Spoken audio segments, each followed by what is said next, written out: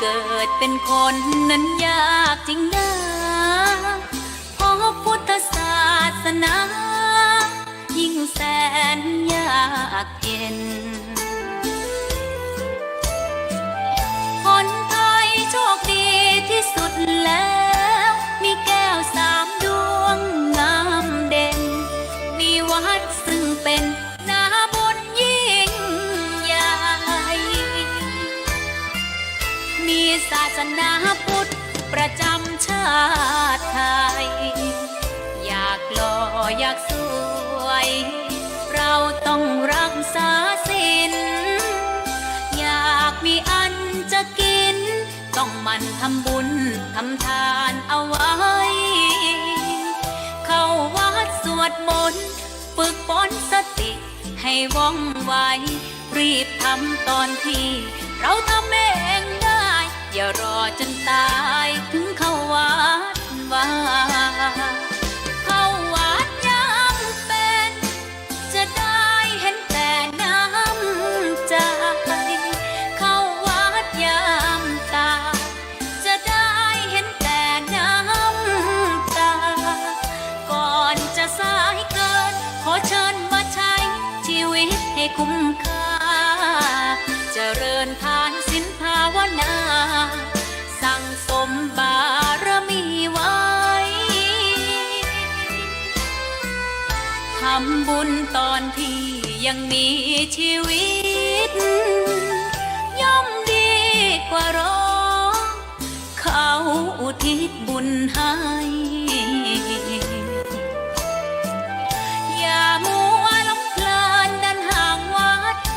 ตัวอย่างชัดๆมีมากมายเข้าวัดตอนตายสายเกินแก้กรรม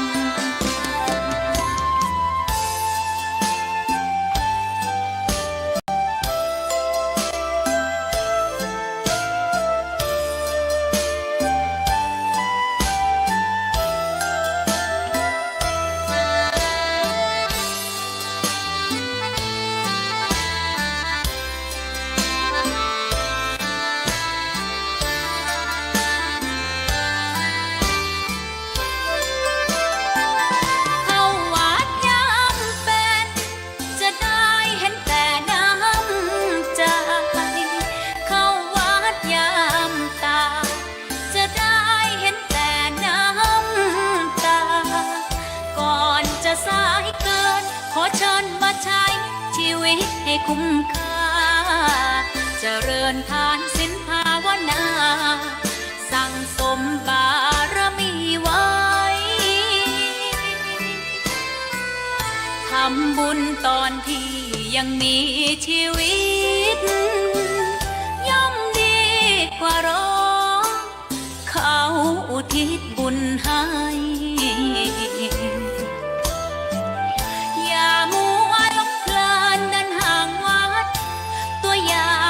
ชัดๆมีมากมายเข้าวัดตอนตายสายเกินแก้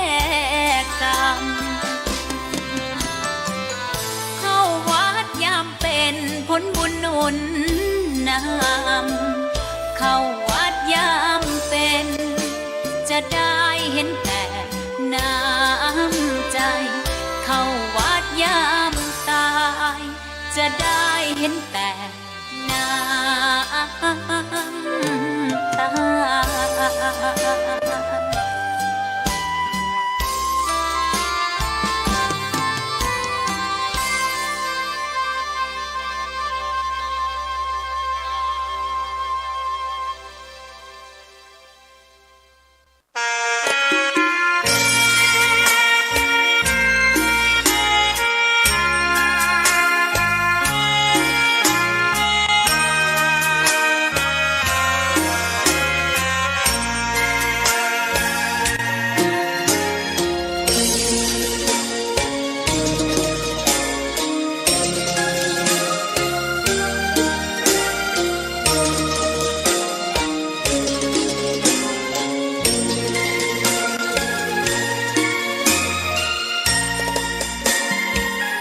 ดอกบัวดอกหนึ่งตึงใจไว้เพื่อบูชาแด่องค์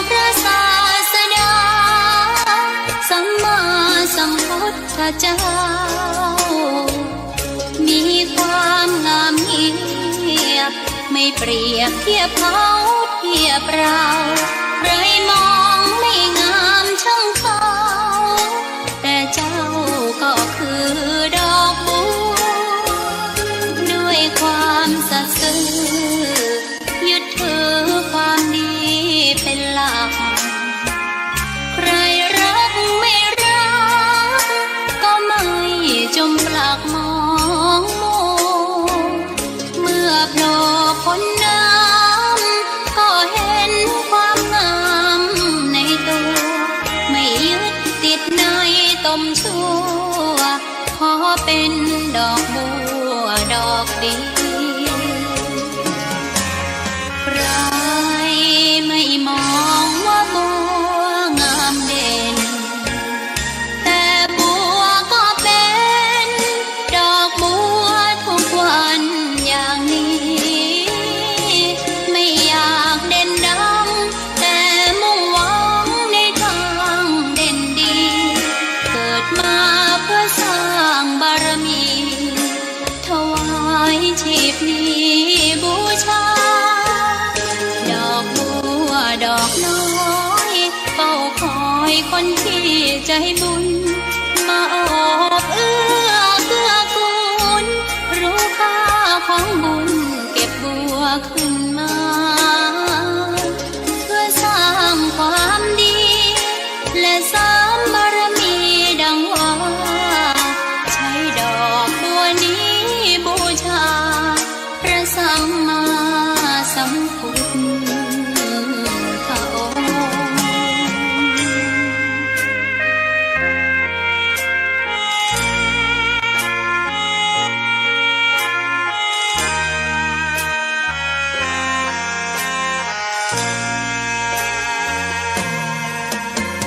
ใครไม่มองว่าบัวงามเด่นแต่บัวก็เป็นดอกบัวทุกวันอย่างนี้ไม่อยากเด่นดังแต่มุ่งหวังในทางเด่นดีเกิดมาเพื่อสร้างบารมีถวายชีพนี้บูชาดอกบัวดอกน้อยเฝ้าคอยคนที่ใจบุญมาอบเอื้อเกื้อกูลรู้ค่าของบุญเก็บบัวขึ้นมาเพื่อสร้างความดีและสร้างบารมีดังว่าใช้ดอกบัวนี้บูชาพระสัมมาสัมพุทธองค์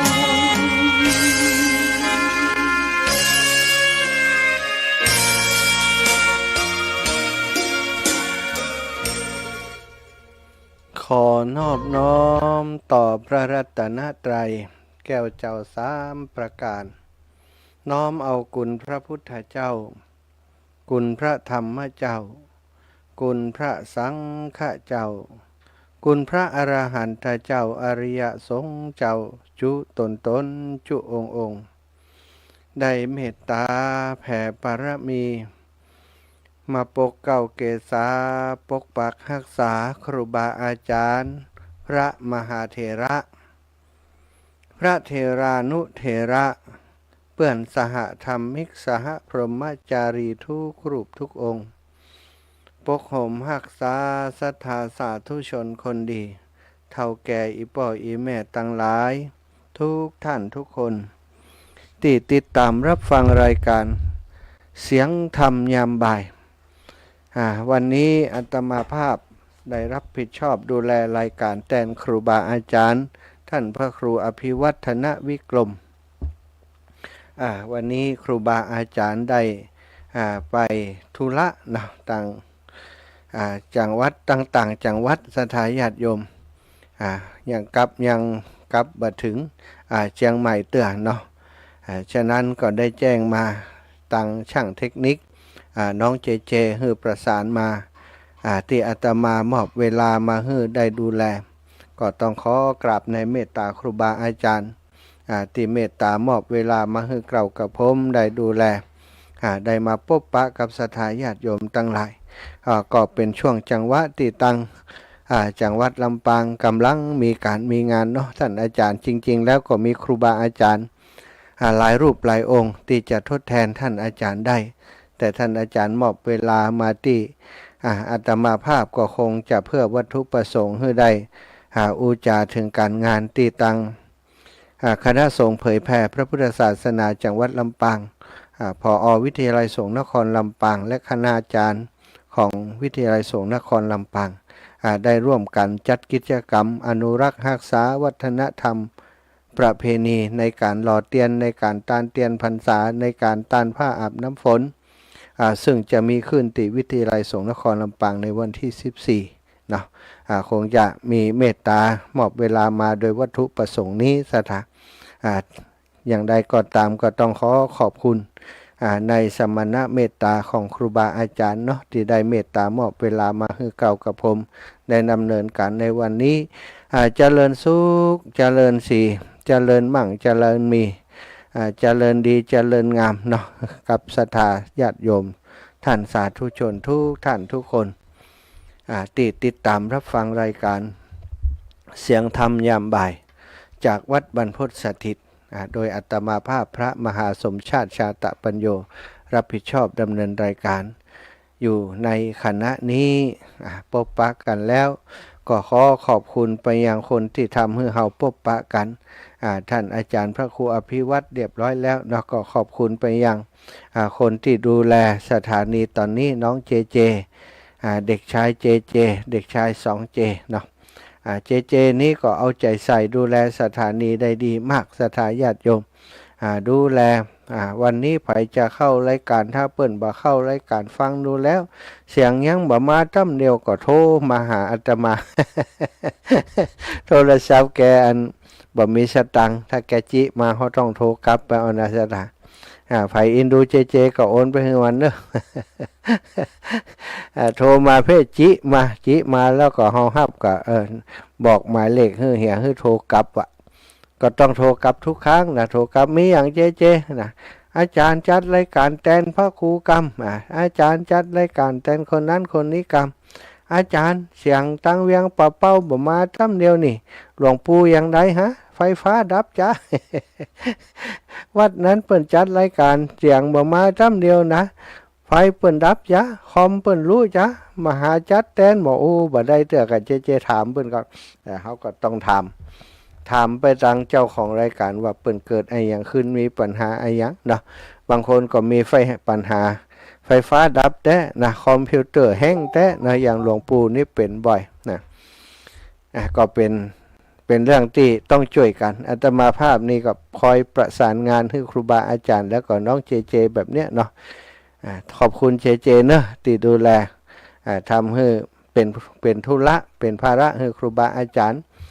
ถ้าเจบ่ดูแลอย่างอีบางครั้งบางทีก็คนที่เปิดจัดรายการอยู่เนาะบ่ได้ออกรายการสักครั้งความจริงอาจจะจ้าสักเล็กสักน้อยเพราะว่าคลื่นสัญญาณอย่างต่างๆมันอย่างที่บอกนะอินเทอร์เน็ตก็อย่างกาเนี่ยบางทีมันก็บ่ได้อย่างใจไฟฟ้าฝนดับฝนตกไฟดับนะฟ้าห้องไฟดับอย่างเงี้ยมันก็ทำให้จะต้องคอยมอนิเตอร์คอยดูแลแล้วก็เชื่อมสัญญาณเกาะสัญญาณเพื่อจะส่งไปยังสถานีในเครือข่าย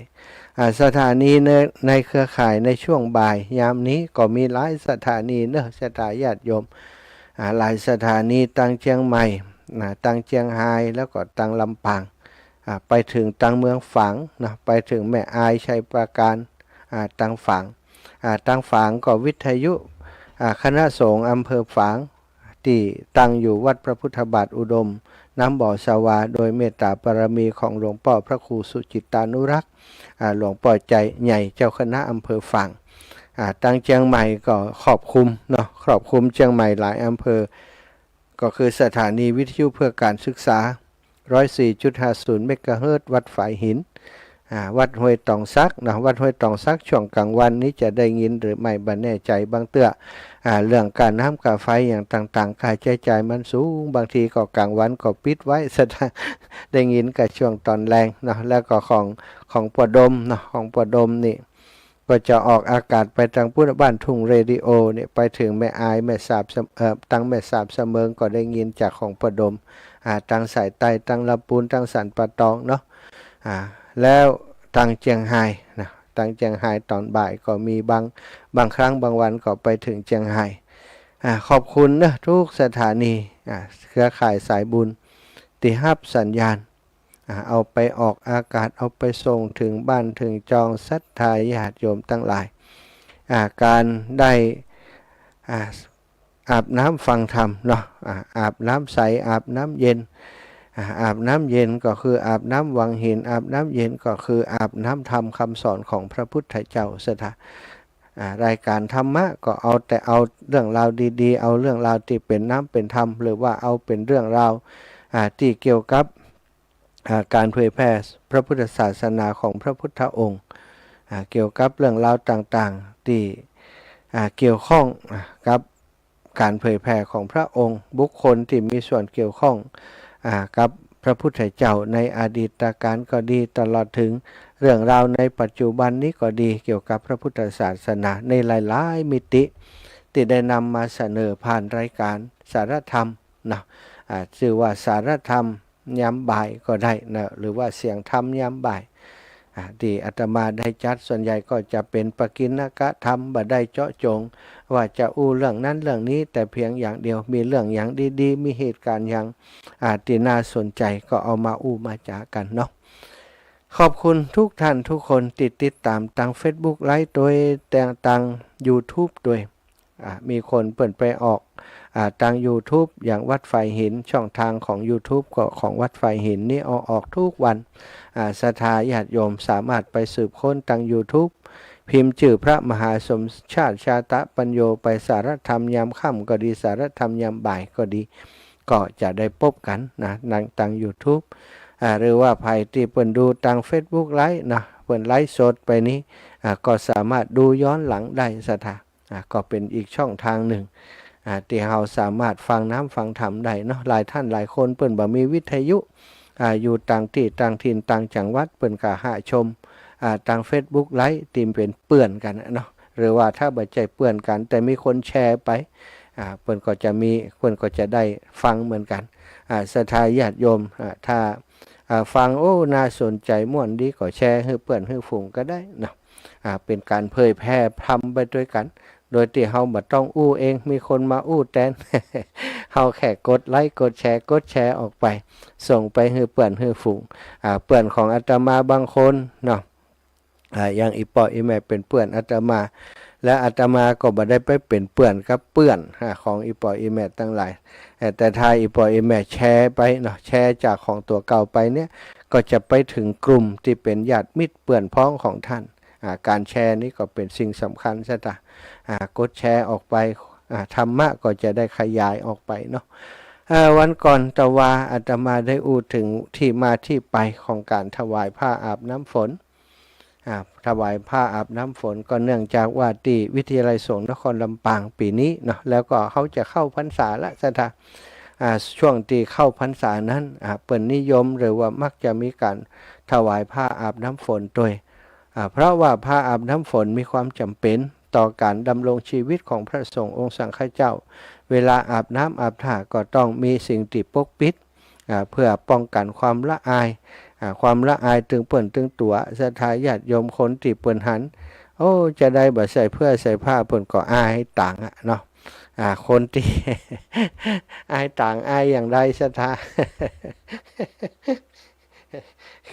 อูคำว่าอายต่างกึดถึงอันกึดจะหอดมีคนเหล่านิทานเรื่องอันคุณครูสอนภาษาไทย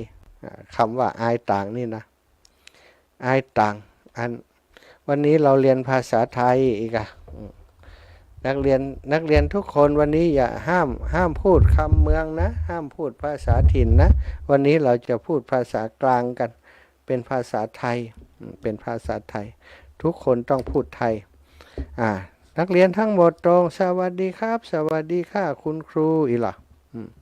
สวัสดีคุณครูเรียบร้อยคุณครูก็เป็นภาษาไทยจัดเดี้ยซะนะคุณครูเปิ่นภาษาไทยจ้าเก่งเนาะไปมาคณะติกำลังอยู่ปรากฏว่ามีนักเรียนคนหนึ่งกำลังมายืนอยู่หน้าห้องมือบอมแบมตัวบอมแบมไปหมด นายสมชายเธอทำไมมาช้าอีลูกนายสมชายก็ตาลึกลักนายได้ยินครูภาษาไทยนายสมชายก็นึกก็เคยกำเมืองตลอดเนาะงงว่าจะอย่างไรยังรถผมหัวครับ ยังรถผมผิวครับยังรถผมหัวครับอาจารย์คุณครูคุณครูเธอทำไมพูดอย่างนี้ชั่วโมงภาษาไทยต้องพูดให้ถูกต้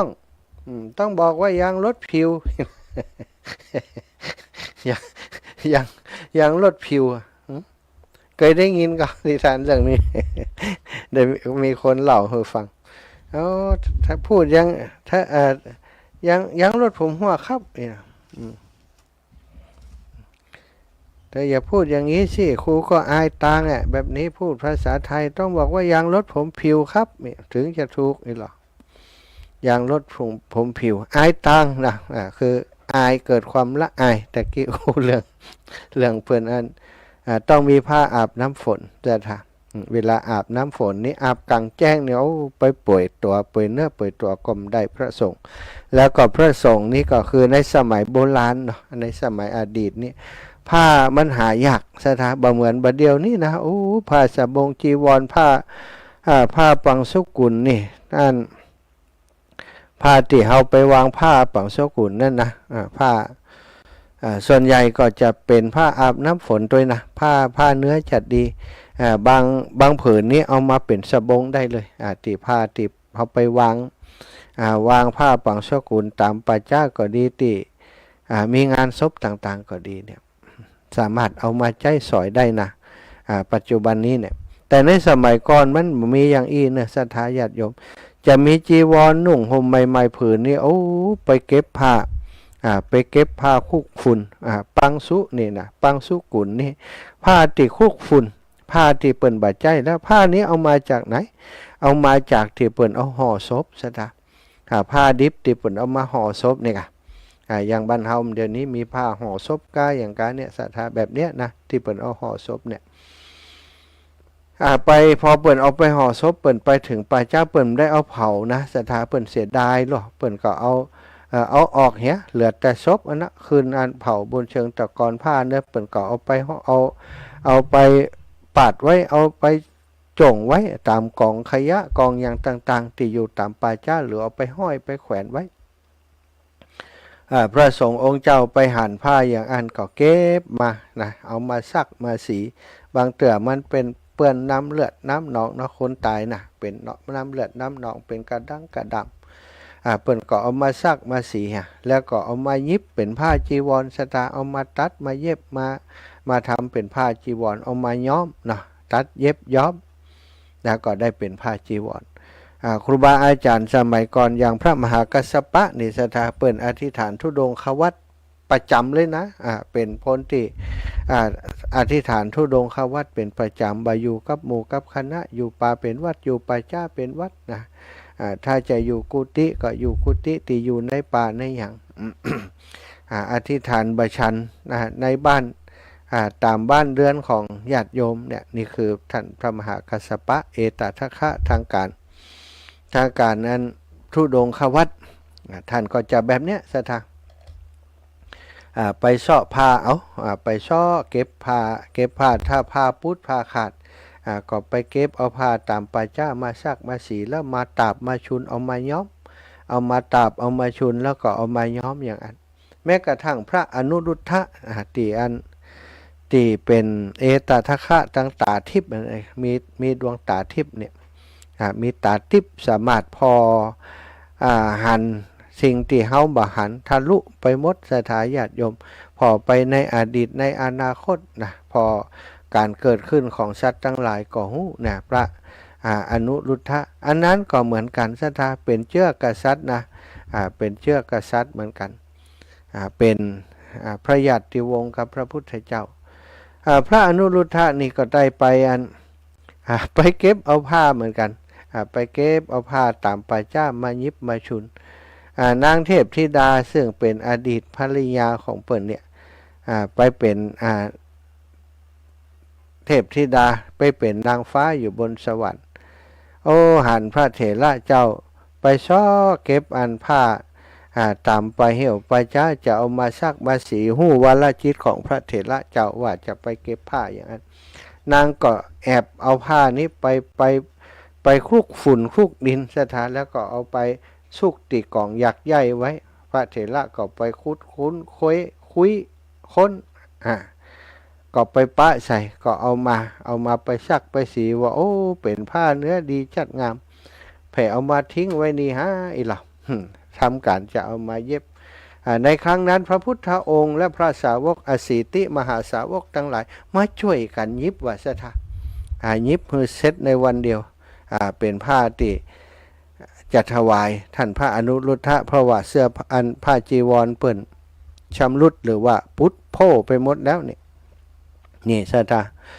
จะมีผ้าสาบงจีวรแล้วก็ผ้าสังฆาตินี่คือ3อย่างที่พระสงฆ์ใจกันอยู่ในสมัยก่อนในตอนนั้นเนาะอังสะนี่ก็มีนะสถามีแต่สาบงจีวรแล้วก็สังฆาติมีผ้าอยู่3ผืนในการนุ่งห่มของพระสงฆ์ในสมัยนั้นพอในช่วงที่เวลาฝนตกเนาะพระสงฆ์ทั้งหลายเวลาฝนตกนี่ชอบใจกันนะเพราะน้ำหายากสถาเวลาฝนตกก็อาศัยน้ำฝนอาบน้ำฝนกันไปอาบน้ำฝนกันเวลาฝนตกบางรูปบางองค์ก็ไปอาบกลางแจ้งเลยบางรูปบางองค์ก็อาบตีลับๆได้อยู่ แต่ฝนนี่ส่วนมันขัดจะตกในตีหลังคากันเนาะสถานตกมาสู่หลังคาศาลาวิหารอย่างต่างๆนี่ก็ไปตวงตีนใจคาก็ได้นะซึ่งพระภิกษุทั้งหลายถ้าฝนตกมาก็จะถ้าตกมาตอนเจ้านี่ลู่กันอาบน้ำอาบน้ำก่อนจะไปบิณฑบาตตกมาค่ำมาแรงก็อาศัยช่วงนั้นถ้าบักคืนนี่ก็ดีหน่อยส่งน้ำแล้วมันมีไผหันเนาะแต่กลางวันก็ตอนเจ้าก็นี่สถามาคนจะมีคนหันพระภิกษุสงฆ์ทั้งหลายตอนเจ้าวันนั้นตีเลยในเรื่องเนาะเรื่องกำเนิดของการถวายผ้าอาบน้ำฝนเนี่ยอย่างที่อุปตวาก็คือนางวิสาขานี้ได้นิมนต์พระพุทธเจ้าและพระสงฆ์สาวกทั้งหลายไปฉันที่บ้านของนางก็เตรียมภัตตาหารอย่างไว้แล้วแต่ว่าขวายมาจะได้ว่าพระพุทธเจ้าและพระเถระทั้งหลายหายไปหมดมาฉันเปิ่นจะลืมก็ว่าเกิดอย่างขึ้นก็เลยบอกคนไปพอคนที่ไปพอไปพอแล้วก็ปิกมาแม่นางบ่มีพระภิกษุสักตนสักองค์ไปไหนก็อยู่กัน5 ถึง 500ถึง1,000หรือว่าไปไหนหมดมีอย่างใดมีแต่ชีเปยแม่นางวะ แก้ผ้าอาบน้ำกันนั่นมีแต่ชีเปยวะอาบน้ำกันอาบน้ำฝนกันที่ในพระวิหารเชตวันบ่มีพระสงฆ์สักรูปมีแต่ชีเปยนางวิสาขาก็หู้ได้ทันทีและชีเปยที่คนของนางไปบอกต้องเป็นพระเถระพระมหาเถระและพระภิกษุทั้งหลายฝนตกเพิ่นคงจะส่งน้ำก่อนที่จะมาฉันเนาะน้ำเป็นของหายากหรอกเพราะฝนตกก็อาบน้ำกันม่วนกันเนาะต่างคนต่างอายกันเนาะ ต่างคนต่างมีก็มาอายกันนะสถาเปิ่นได้มีไว้อวดกันหรอเปิ่นบ่ได้มีความกำนัดบ่มีอะไรอย่างแล้วก็เป็นอวัยวะส่วนหนึ่งนะเป็นอวัยวะส่วนหนึ่งที่ใจขับถ่ายก็ที่อย่างต่างๆก็เอกประมาณนี้อาบน้ำส่งน้ำกันบ่ได้กุดอย่างว่าบ่ได้ยึดถือตัวตนอะไรอย่างแล้ว แต่สิ่งที่คนภายนอกหันโอ้มันบังงามตากันเนาะศรัทธาญาติโยมคนที่หันก็อายอย่างหมอนั่นเนี่ยก็ไปหันคนอัน แก้ผ้าอาบน้ำชี้เปยถึงนั้นแม่นางวะผมหันแล้วเอามือปิดตาแห่วิ่งกลับมานี่ครับวะ เอามือปิดตาเอามือปิดตาห่างๆกันเนาะ นางวิสาขาก็ได้คำหนึ่งขึ้นในใจว่าจะแยะอย่างใดคือพระคุณเจ้าที่เคารพของเฮาเนี่ยเป็นผู้ตีงามสง่าทุกๆเวลาทุกๆสถานที่แม้กระทั่งเวลาอาบน้ำก็ควรจะสง่างามบาใจอุจาตาแก่ผู้พบเห็นแบบนี้ก็มาคิดถึงว่าเจ้าบ้านเวลาอาบน้ำเปิ่นยังมีผ้าห่มมาผ้าเข่ามาผ้าตองนี่เปิ่นยังเอามาห่มเนาะไปอาบน้ำนี่ผ้าเข่ามาผ้าตองอาบน้ำเปิ่นก็ห่มไปอัน นางก็กึดในใจควรจะขออนุญาตพระพุทธองค์ดูเปิ่นอนุญาตผ้า3 ผืนสบงจีวรแล้วก็สังฆาติถ้าหากเขาจะขออนุญาตว่าเปิ่นมีผ้าอาบน้ำฝนตัวนี้จะได้ก่อเนาะอาศัยความที่นางวิสาขานี่ชนิดถือว่าเหมือนกับเป็นลูกเหมือนกับเป็นลูกของพระพุทธเจ้าซะนะพระพุทธองค์นี่ทรงให้ความเป็นกันเองกับนางวิสาขามหาอุบาสิกานี้อย่างยิ่งนะเพราะว่าตั้งไว้ในเอตทัคคะทางมหาอุบาสิกาที่อุปถัมภ์พระองค์บ่มีไผเน็ตเก่งกว่านางอีกแล้วที่เข้าใจพระพุทธองค์แล้วก็เข้าใจพระสาวกทั้งหลายนางวิสาขาเชื่อว่าเวลาเข้าวัดไปเนี่ยบ่มีเคยมีมือเปล่าไปเลยแม้แต่ครั้งเดียวไปตอนเจ้าก็มีภัตตาหารไปถวายไปตอนบ่ายตอนแรงก็มีของคบฉันที่เป็นน้ำปานะไก่อย่างต่างๆนี่ไปถวายภิกษุสงฆ์ที่อยู่ด้วยกันนักถ้ามีภิกษุไข้นางก็เอายาไปโดยทุกวันดูแลพระภิกษุไข้กาดูแลพระสงฆ์ขาดเหลือไอยังนี่นางวิสาขาจัดการหมดจึงได้เป็นมหาอุบาสิกานะอุบาสิกาผู้เลิศกว่าอุบาสิกาทั้งหลายเตรียมตีไว้เนื้อเชื่อใจวางใจของพระพุทธเจ้าและพระอัครสาวกพระสาวกทั้งหลายทุกรูปตลอดถึงพระภิกษุสงฆ์องค์สังฆเจ้าในสมัยนั้นต้องการอะไรยังก็บอกนางนะถ้าบอกนางวิสาขาก็จบเลยนะถ้าบ่ผิดศีลผิดธรรมผิดวินัยนางวิสาขาก็จะหาให้ได้ทุกอย่างทุกวันแล้วก็นางจะไปสู่พระวิหารเชตวันทุกวันสถาวันละ2 เวลาคือเวลาเจ้าและเวลาเย็นเวลาไปตอนเจ้าก็ถือข้าวยาคูและอาหารอื่นๆติดมือไปด้วยเวลาไปตอนเย็นก็มีน้ำปานะชนิดต่างๆควรแก่สมณะบริโภคไปนางเองบ่เคยไปมือเปล่าเลยนะทั้งภิกษุสามเณรและอุบาสกอุบาสิกาต่างกับพร้อมใจกันเรียกนางว่ามหาอุบาสิกาเพื่อเป็นเกียรติแก่นางผู้มีใจประเสริฐคนนี้คราวหนึ่งนางกลับจากงานมงคลในกรุงสาวัตถีสาวัตถีทุกงานในกรุงสาวัตถีนั้นเจ้าของงานจะถือเป็นเกียรติอย่างยิ่งถ้านางวิสาขาได้ไปร่วมงานมงคลตัว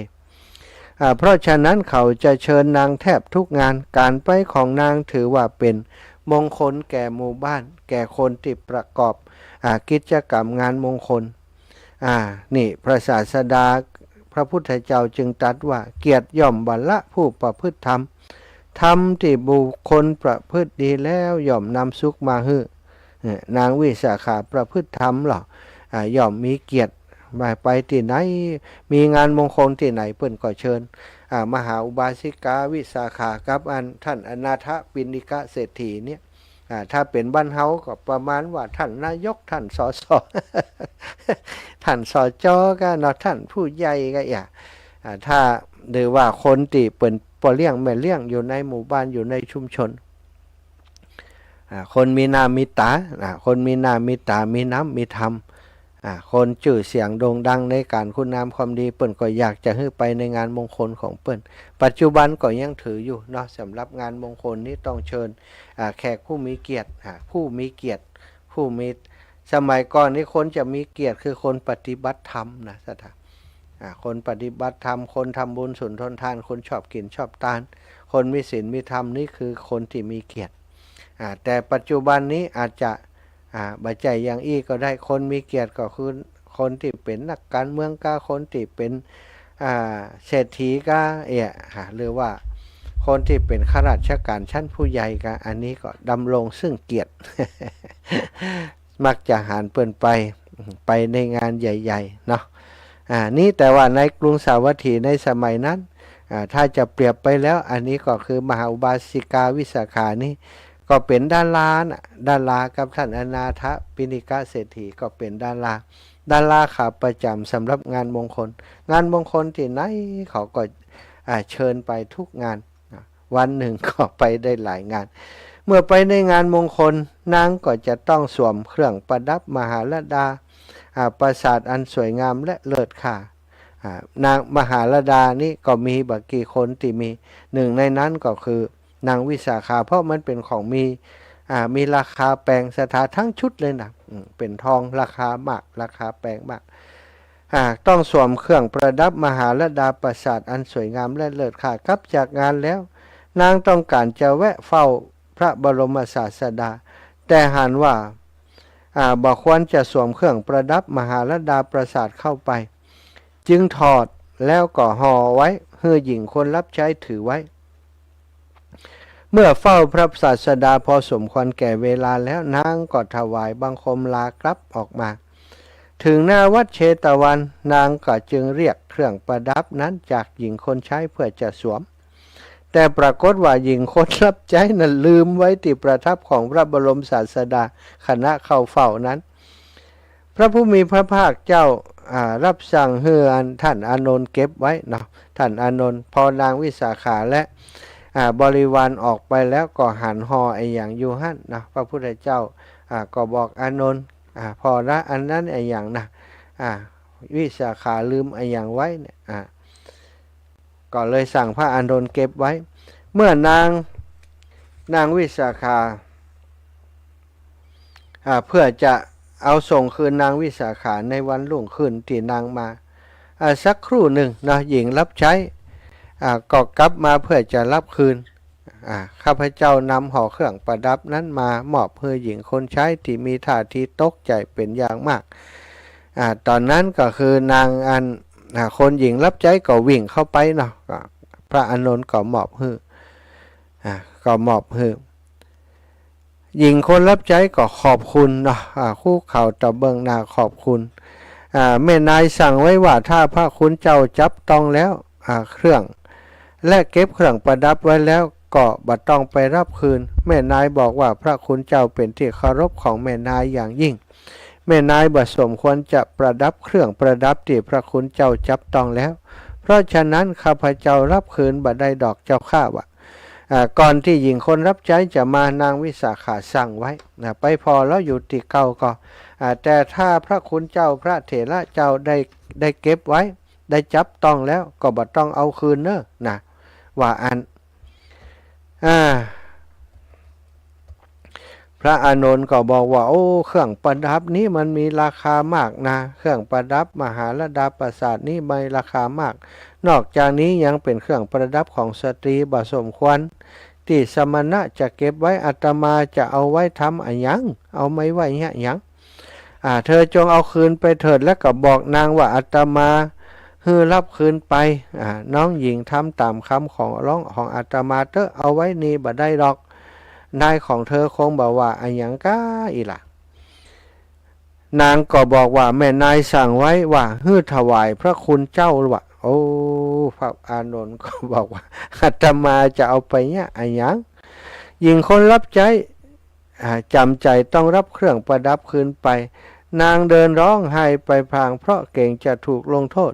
นางวิสาขาเห็นหญิงคนใช้เดินร้องไห้กลับไปพร้อมโดยห่อของนางก็คาดการโดยตลอดจึงกล่าวว่าพระคุณเจ้าอานนท์เก็บไว้กาเจ้าข้าแล้วเธอร้องไห้ทำไมข้าพเจ้าเสียใจที่รักษาของแม่นายไว้บ่ได้แม่นายจะลงโทษข้าพเจ้าประการใดก็ตามเถิดข้าพเจ้ายอมรับผิดทุกประการเครื่องประดับนี้มีค่ายิ่งกว่าชีวิตของข้าพเจ้า ไม่ใช่เพียงแต่ชีวิตของข้าพเจ้าเท่านั้นแต่มีค่ายิ่งกว่าชีวิตของคนในครอบครัวและญาติของข้าพเจ้าทั้งหมดรวมกันว่าแล้วนางก็ร้องไห้สะอึกสะอื้นกิ้งเกลือกอยู่แทบเท้านางวิสาขาเวลานั้นเป็นเวลาเย็นมากแล้วพระอาทิตย์โคจรลับขอบฟ้าทางทิศตะวันตกไปแล้วแต่ความมืดยังบัดปรากฏในทันทีท้องฟ้าระบายโดยแสงสีม่วงสลับสีฟ้าในบางทีและสีเหลืองอ่อนสลับฟ้าในบางแห่งกลุ่มเมฆลอยเลื่อนตามแรงลมและปลิวกระจายเป็นครั้งคราวมองดูเป็นรูปต่างๆสลับสลางสวยงามน่าพึงชมลมเย็นๆกำลังพัดเฉยฉิวสบายน้อยผืนบางของนางวิสาขาพริ้วกับพือตามแรงลมผมอันงอนงามฟู่สยายของนางไหวพริ้วปลิวกระจายใบหน้าซึ่งเอิบอิ่มอยู่แล้วยิ่งเพิ่มความเอิบอิ่มเอิบมากขึ้นประดุจสสิธรในวันปุระมีดิถีมีรัศมียองใยเป็นเงินหยวงและถูกแวดล้อมด้วยกลุ่มเมฆเสียงชะนีซึ่งอาศัยอยู่ในแนวป่าไกลวัดเชตวันกูก้องร้องโหยหวนปานประหนึ่งสัญญาว่าทิวาการจะสิ้นสุดลงแล้วหมู่เด็กเลี้ยงแกะและเลี้ยงโคเดินดุ่มตอนฝูงแกะและฝูงโคของตนเข้าสู่คอกคนเลี้ยงควายงัวเลี้ยงควายเหล่านั้นล้วนมีกิริยาท่าทางร่าเริงฉันเดียวกันกับสกุณาทั้งหลายซึ่งกำลังโบกโบยบินกลับสู่รวงรังนางวิสาขายืนสงบนิ่งกระแสความรู้สึกของนางไหลเวียนเหมือนสายน้ำในวังวนนางคิดถึงชีวิตทาสอนิจจาชีวิตทาสช่างลำบากกังวลเสียนี่กระไรรับใจใกล้ชิดเกินไปก็หาว่าประจบสอพอเหินห่างไปหน่อยเขาก็ว่าทอดทิ้งธุระของนายพูดเสียงค่อยเขาก็ว่าบัดเต็มใจตอบพูดเสียงดังปล่อยหน่อยเขาก็ว่ากระโชกโหกหักไผ่เล่าจะสามารถรับใจนายได้อย่างสมบูรณ์ชีวิตทาสเป็นชีวิตที่ลำเค็ญเหนื่อยยากทั้งที่เป็นอย่างนี้คนทาสส่วนมากก็เป็นคนซื่อสัตย์เสียสละและกตัญญูเสรีชนด้วยซ้ำไปส่วนมากคอยแต่จะตะลบตะแลงเอารัดเอาเปรียบและคดโกงมีตัวอย่างที่หาได้ง่ายสำหรับทาสซึ่งซื่อสัตย์กตัญญูและเสียสละต่อนายของตนแต่สำหรับนายแล้วหาได้ยากเหลือเกินที่จะเพียงแต่เสียสละเพื่อทาสเท่านั้นอย่าพูดถึงความซื่อตรงเลยนายส่วนมากมักจะใช้ทาสบ่เป็นเวลาใช้วาจาหวานล้อมฮือทาสมีความหวังอย่างลมแรงขี้เหนียวกับบำเหน็จบำนาญที่จะฮือกับขาดทาสทำความผิดน้อยก็เป็นผิดมากส่วนความดีความชอบนั้นบ่ค่อยจะพูดถึงนางก็ได้ลำพึงลำพันอย่างอีกหญิงคนใช้ของเฮานี้เพียงแต่ลืมเครื่องประดับไว้และนำมาคืนได้บ่ใจทำของเสียหายแต่อย่างใดยังยอมเอาชีวิตของตนมาไถ่ถอนความผิดเฮาจำจะต้องปลอบนางให้หายโศกเศร้าและบำรุงหัวใจของนางด้วยคำหวานเพราะโบราณคัมภีร์กล่าวไว้ว่าแสงจันทร์ก็เย็นกลิ่นไม้จันทร์ก็เย็นแต่ความเย็นทั้งสองประการนั้นรวมกันยังบัดเท่ากับความเย็นของมัทธุรวาจาอันหนึ่งการแสดงความฮักแม้แต่บุคคลที่บ่ได้รับใช้ตนเอื้ออารีรักกว้างขวางเพิ่มความรักให้ระลึกถึงความดีแต่ก่อนเก่าได้ให้อภัยในความผิดพลาดเหล่านี้เป็นลักษณะของผู้มีใจการุณานางวิสาขาจึงได้กล่าวกับคนใจว่าสุสีมาลุกขึ้นเถิดลูกอย่าคร่ำครวญนักเลยข้อที่เธอลืมเครื่องประดับไว้นั้นเฮาบ่ได้ถือว่าเป็นความผิดแต่ประการใดเฮาเองก็ยังลืมได้ลืมสะปะสะปันร้อยอย่างปันอย่างที่ผ่านมาทำไมเธอจะลืมพ่องบ่ได้เครื่องประดับนี้มีค่าก็จริงแต่ก็หามีค่าเท่าชีวิตของเธอไม่เครื่องประดับมหาลดาปราสาทนี้ถ้าหายหรือว่าเสียไปเพราะเหตุใดเหตุหนึ่งเฮาก็ทำไม่ได้แต่ชีวิตของเธอ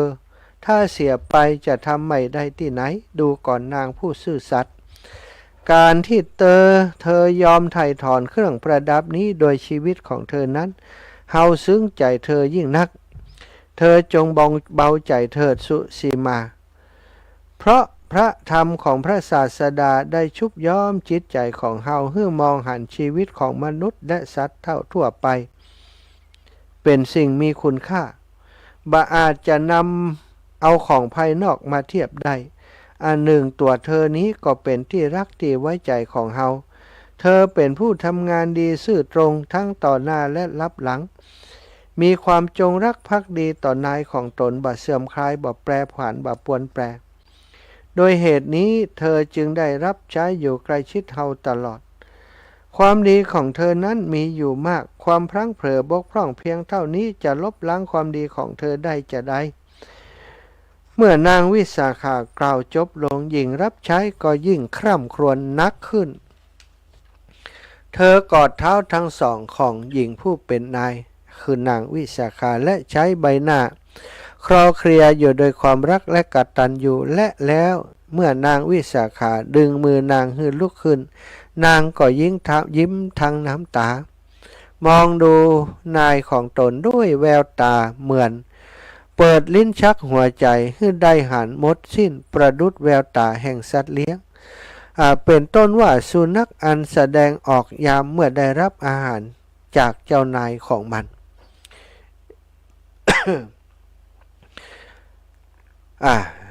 นางวิสาขากับหญิงคนรับใช้เนาะอันนี้ก็ลืมเครื่องประดับนะสถา ลืมเครื่องประดับไว้นางวิสาขาฝากเครื่องประดับไว้กับหญิงรับใช้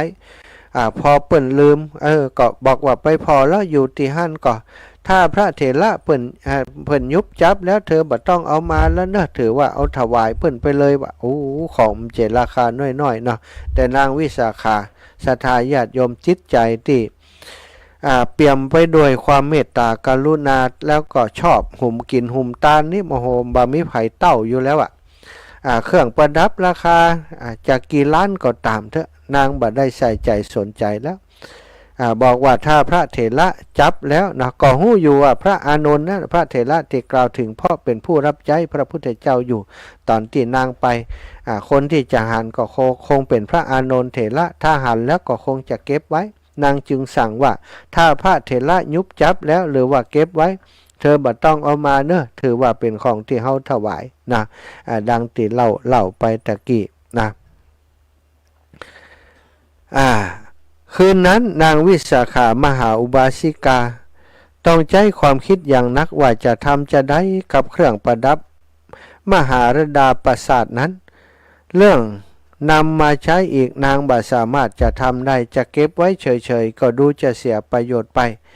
นางจึงตัดสินใจว่ารุ่งขึ้นลองบอกขายถ้าได้ทรัพย์มาจำนวนตามราคาอันเหมาะแก่เครื่องประดับแล้วก็จะนำมาทำบุญทำกุศลตามที่ต้องการแต่ปรากฏว่าในเมืองสาวัตถีบ่มีใครสามารถซื้อได้พูดถึงคนมีเงินพอจะซื้อได้นั้นน่าจะพอมีแต่คงจะบ่มีไผกล้านำเอาเครื่องประดับของนางวิสาขาซึ่งเป็นที่เคารพของคนทั้งเมืองมาประดับตกแต่งตัวได้ถ้าผู้ใดทำเข้าแทนที่จะได้รับการยกย่องชมเชยกับจะกลายเป็นถูกเยาะเย้ยหยามหยันนางวิสาขาจึงตกลงใจจะซื้อของตัวเองด้วยราคา9 โกฏหรือว่า90 ล้านบาทแล้วนำเงินจำนวนทั้งหมดไปสร้างอารามใหม่ถวายแก่พระพุทธเจ้าชื่อว่าบุพารามอยู่ทางทิศตะวันออกของนครสาวัตถีจึงได้ชื่อว่าปุพพารามการสร้างปุพพารามเสียค่าใช้จ่ายทั้งหมด27 โกฏคือซื้อที่ดิน9 โกฏสร้างวิหาร9 โกฏและจ่ายในการฉลอง9 โกฏณบุพพารามนี้เองมีเรื่องซึ่งแสดงถึงพุทธจริยาอันประเสริฐคือวันหนึ่งพระพุทธเจ้าเสด็จออกจากที่หลีกเล่นในเวลาเย็นแล้วประทับณภายนอกซุ้มประตูครานั้นพระเจ้าประเสนทิโกศลเสด็จมาเฝ้าเมื่อพระองค์ประทับณที่สมควรและสนทนากับพระศาสดาเป็นสารนิยะอยู่นั่นเอง มีนักบวชหลายนิกายกล่าวคือนิครน7 คนเอกสาดก7 คนอเจละ7 คนปริพาชก7 คนและชาดิน7 คนรวม35 คนซึ่งล้วนมีคราวยาวมีขนลักและยาวถือบริขารต่างๆเดินผ่านมาพระเจ้าประเสนทิโกศลหันนักบวชเหล่านั้นแล้วจึงผินพระพักมาติพระผู้มีพระภาคหันไปทางนักบวชเหล่านั้นคุกเข่าข้างหนึ่งลงทำผ้าชาเวียงบ่าพลางประกาศนามและโคดของพระองค์ข้าแต่ท่านนักพจน์ผู้ประเสริฐข้าพระเจ้าคือพระเจ้าประเสนทิโกศลดังนี้3 ครั้งเป็นการแสดงคารวะอย่างสูงนักบวชเหล่านั้นหยุดอยู่ครู่หนึ่งแล้วเดินเลยไปพระเจ้าประเสนทิโกศลจึงหันมากราบทูลพระผู้มีพระภาคเจ้าว่าข้าแต่พระจอมมุนีนักบวชเหล่านั้นคงเป็นอรหันต์องค์หนึ่งซึ่งมีอยู่ปรากฏอยู่ในโลกนี้แน่แท้พระสุคตเจ้ามีอาการสงบนิ่งอยู่ครู่หนึ่งแล้วก่อนจะตรัสว่ามหาบพิตรพระองค์เป็นคฤหัสถ์ยังบริโภคกามบรรทมเบียดโอรสและชายาทรงนุ่งผ้าที่มาจากแคว้นกาสีทัดทรงผมหอมรูปไล้โดยจุนจันทร์จึงเป็นการยากที่จะรู้ได้ว่านักบวชเหล่านั้นเป็นอรหันต์หรือไม่มหาบพิตรปกติคนเป็นอย่างใดอาจจะหู้ได้โดยการอยู่ร่วมกันและต้องอยู่ร่วมกันเมินนานๆต้องใส่ใจและมีปัญญาสอดส่องกำกับไปด้วยปัญญาของคนพึงหู้ใดโดยการสนทนาความสะอาดของคนพึงหู้ใดโดยการงานความกล้าหาญและเรี่ยวแรงหู้ใดเวลาอันมีอันตรายทั้งหมดนี้ต้องใช้เหตุ3 อย่างประกอบคือการเวลาปัญญาและมนสิการพระผู้มีพระภาคเจ้าตอบอย่างบัวบ่อช้ำน้ำบ่อขุ่นถ้าพระองค์จะตรัสตรงๆว่านักบวชเหล่านั้นมิได้เป็นอรหันต์ดอกที่แท้ยังเป็นผู้ชุ่มไปด้วยกิเลสก็จะเป็นการยกตนข่มผู้อื่นถ้าพระองค์จะทรงรับรองว่านักบวชเหล่านั้นเป็นพระอรหันต์พระเจ้าประเสนทิโกศลก็จะพึงดูแคลนพระสัพพัญญุตญาณได้เมื่อพระผู้มีพระภาคเจ้าตรัสดังนี้พระเจ้าประเสนทิโกศลก็ได้พูดว่าโอ้อัศจรรย์จริงแท้อัศจรรย์จริงหนอพระเจ้าข้าอัศจรรย์จริงๆพระผู้มีพระภาคเจ้าเป็นสัพพัญญูโดยแท้ข้าแต่พระผู้มีพระภาคเจ้าผู้ประเสริฐความจริงนักบวชเหล่านั้นคือจาระบุรุษสอดแนมซึ่งข้าพระองค์ส่งไปสอดแนมเหตุการณ์บ้านเมืองณแคว้นต่างๆเมื่อถึงบ้านแล้วบุรุษเหล่านั้นย่อมรูปไล้โดยของหอมนอนเบียดบุตรและภรรยาพรั่งพร้อมโดยกรรมคุณ5พระสุคตเจ้าทรงเปล่งอุทานในเวลานั้นว่าบุคคลบ่ควรพยายามไปเสียทุกสิ่งทุกอย่างไปควรเป็นตัวของตัวเองบ่ควรอาศัยผู้อื่นเลี้ยงชีพและไม่พึงมีแผลและประพฤติธรรมบุคคลจะชื่อว่าเป็นคนดีด้วยเหตุเพียงรูปร่างผิวพรรณก็หาไม่ได้บ่ควรไว้ใจคนที่เห็นกันเพียงครู่เดียวคนชั่วเป็นอันมากเที่ยวไปโดยรูปลักษณะของคนดีเหมือนหม้อดินและหม้อโลหะซึ่งฉาบไว้โดยสุวรรณฉาบไว้โดยทองมองแวววาวแต่เพียงภายนอกแต่ภายในบ่สะอาดคนชั่วในโลกนี้เมื่อบริวารแวดล้อมแล้วก็เที่ยวไปได้อย่างคนดีเขางามแต่ภายนอกแต่ภายในบ่บริสุทธิ์ดูก่อนท่านผู้บรรลงในบ่วงบานท่านจะหันว่าพุทธบริษัทเหล่านี้คมคายเพียงใดเป็นพระดำรัสที่ถ้าจะมองว่าลึกซึ้งก็ลึกซึ้งนะพระพุทธเจ้าอันนี้เป็นคำสนทนาของพระอานนท์นะอูถึงเรื่องของพระพุทธเจ้าซึ่งพุทธภาษิตที่กล่าวถึงในตอนท้ายนี้บุคคลในตอนท้ายนี้ก็จะได้กล่าวถึงนางวิสาขาเนาะนางวิสาขาทูลว่าข้าแต่พระองค์ผู้เป็นดวงตาของโลกข้าพระพุทธเจ้า เสียใจไม่อันนี้มีอยู่วันหนึ่งเนาะนางวิสาขาเมื่อ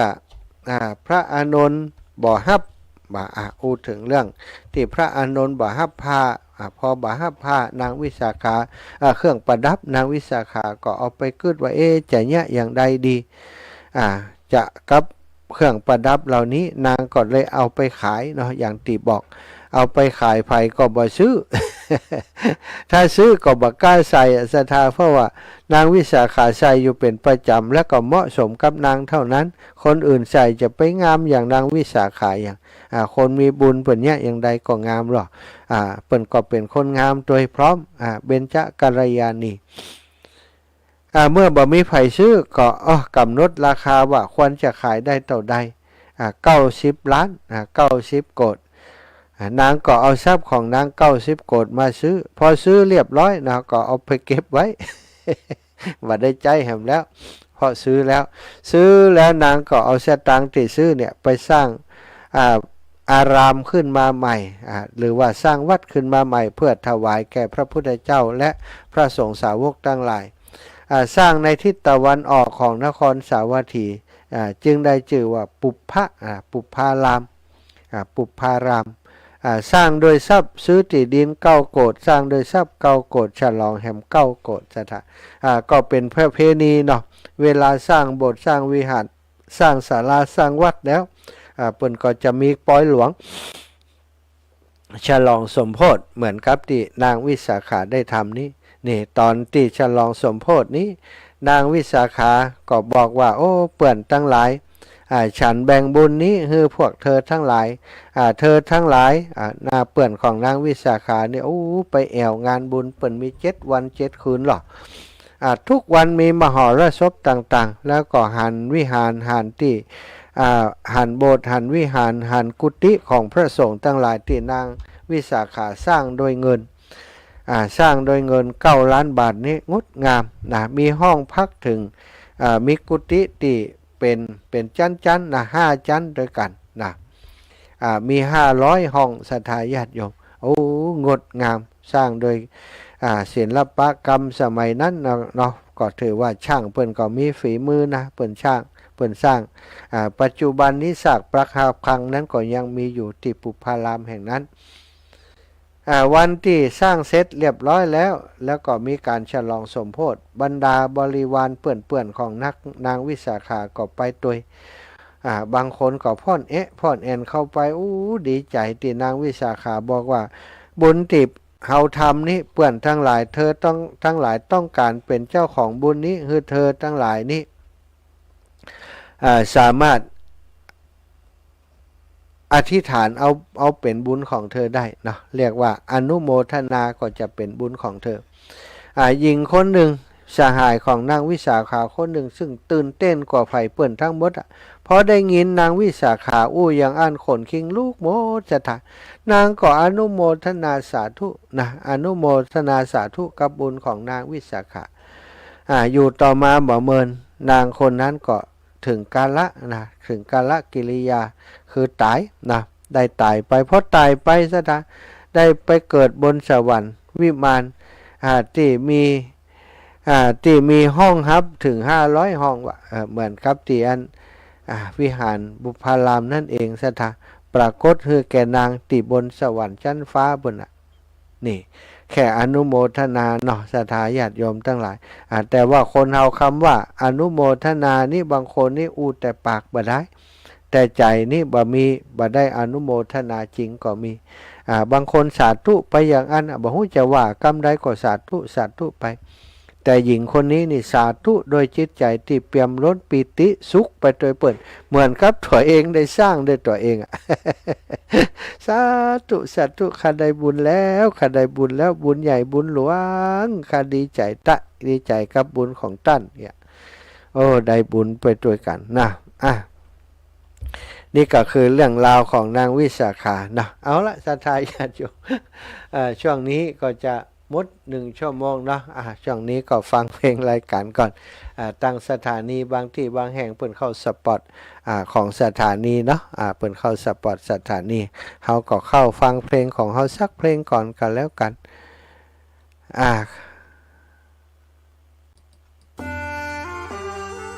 ขอเชิญร่วมทำบุญหล่อเทียนพรรษาถวาย9วัดร่วมเป็นเจ้าภาพผ้าอาบน้ำฝนแด่พระนิสิตจำนวน99รูปทำบุญบูชาแผ่นเทียนธรรมจักรแผ่นละ19 บาทและร่วมเป็นเจ้าภาพผ้าอาบน้ำฝนชุดละ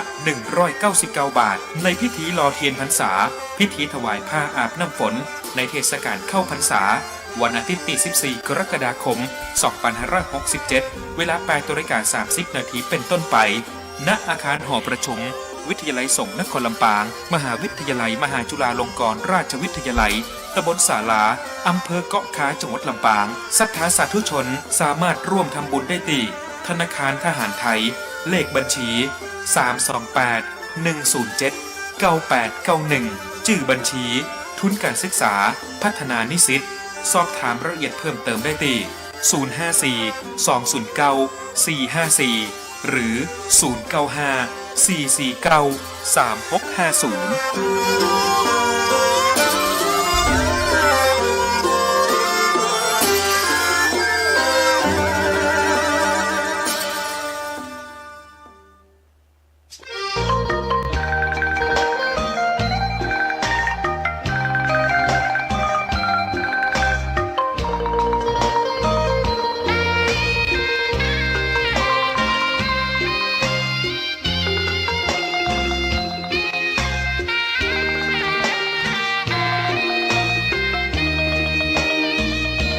ชะตา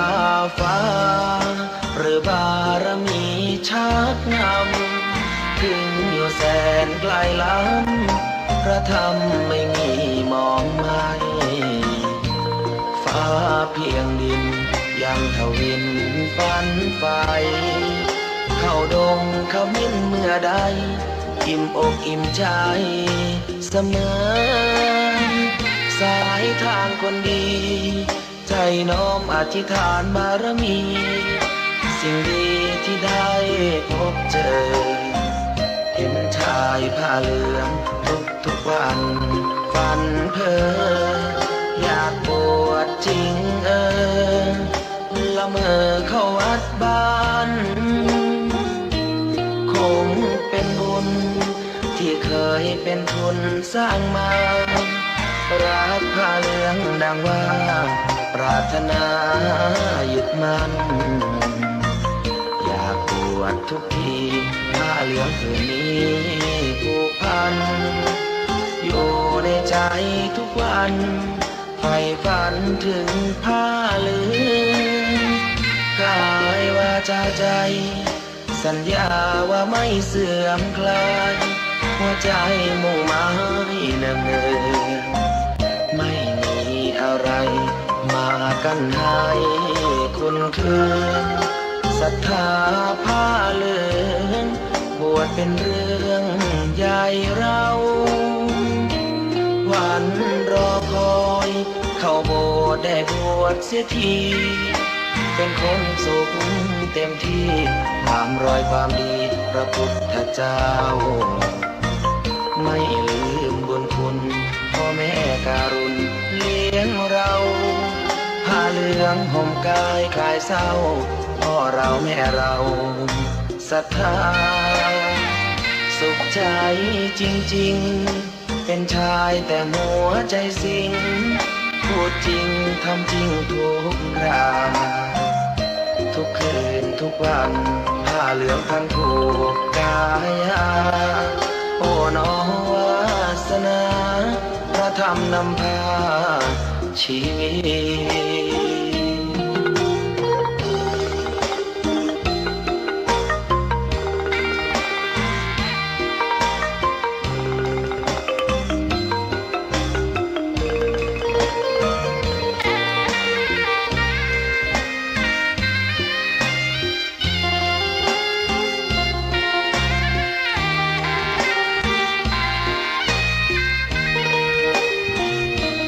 วันรอคอยเข้าโบสถ์ได้บวชเสียทีเป็นคนสุขเต็มที่ตามรอยความดีพระพุทธเจ้าไม่ลืมบุญคุณพ่อแม่การุณเลี้ยงเราผ้าเหลืองห่มกายคลายเศร้าพ่อเราแม่เราศรัทธาสุ สุขใจ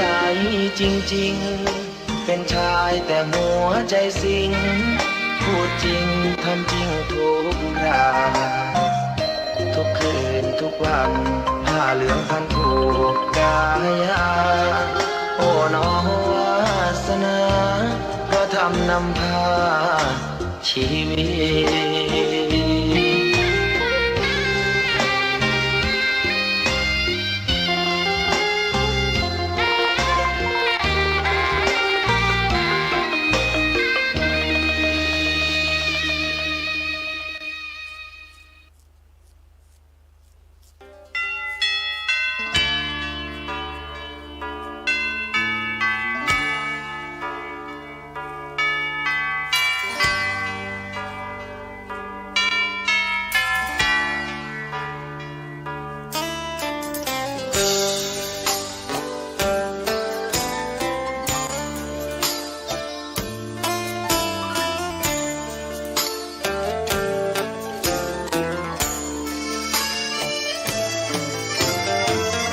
เชิญชวนทุกท่านเข้าวัดเข้าวา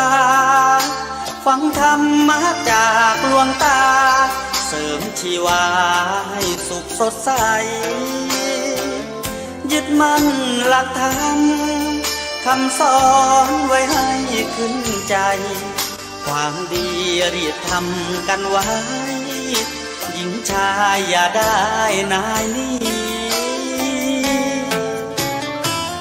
เชิญชวนทุกท่านเข้าวัดเข้าวาทำบุญด้วยจิตศรัทธาบุญพาให้เราสุขีจะทำการใดนำใช้ในสิ่งดีดีทำบุญให้ทานวันนี้ไม่มีใครว่าใครชังสมัยก่อนประทับใจปู่ย่าตายายวันพระไม่เคยเบื่อหน่ายจำได้ไม่ลืมสักครั้งเหตุใดวันนี้มีคนเข้าวัดน้อยจังอยากให้ก่อนอีกครั้งฝากความหวังกับคนรุ่นใหม่เชิญชวนทุกท่านเข้าวัดเข้าวารับศีลรับพรหลวงตาเสริมคุณค่าให้กับจิตใจกระทำความดีเรื่องนี้ไม่ต้องอายใครว่างจากการงานเมื่อใดเชิญชวนท่านไปทำบุญ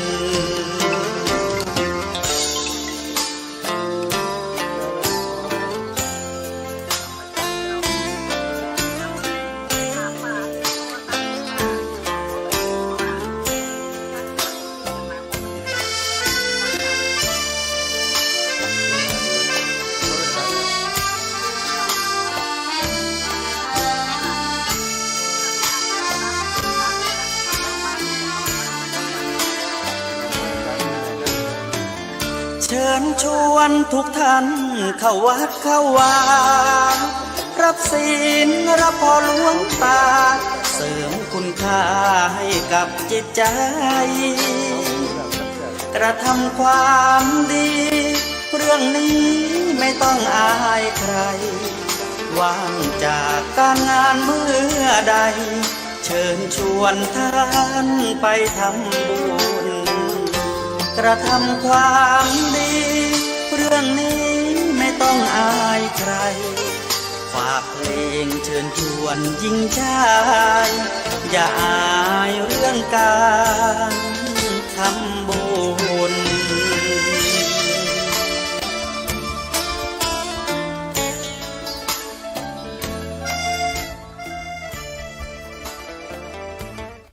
ศรัทธาญาติโยมลืมปิดไมค์โทรศัพท์ตะกี้ เข้ามาศูนย์เพลงเนาะแต่ก็มีความลับอย่างได้ศรัทธาญาติโยมพบปะกันชั่วโมงที่2เนาะก็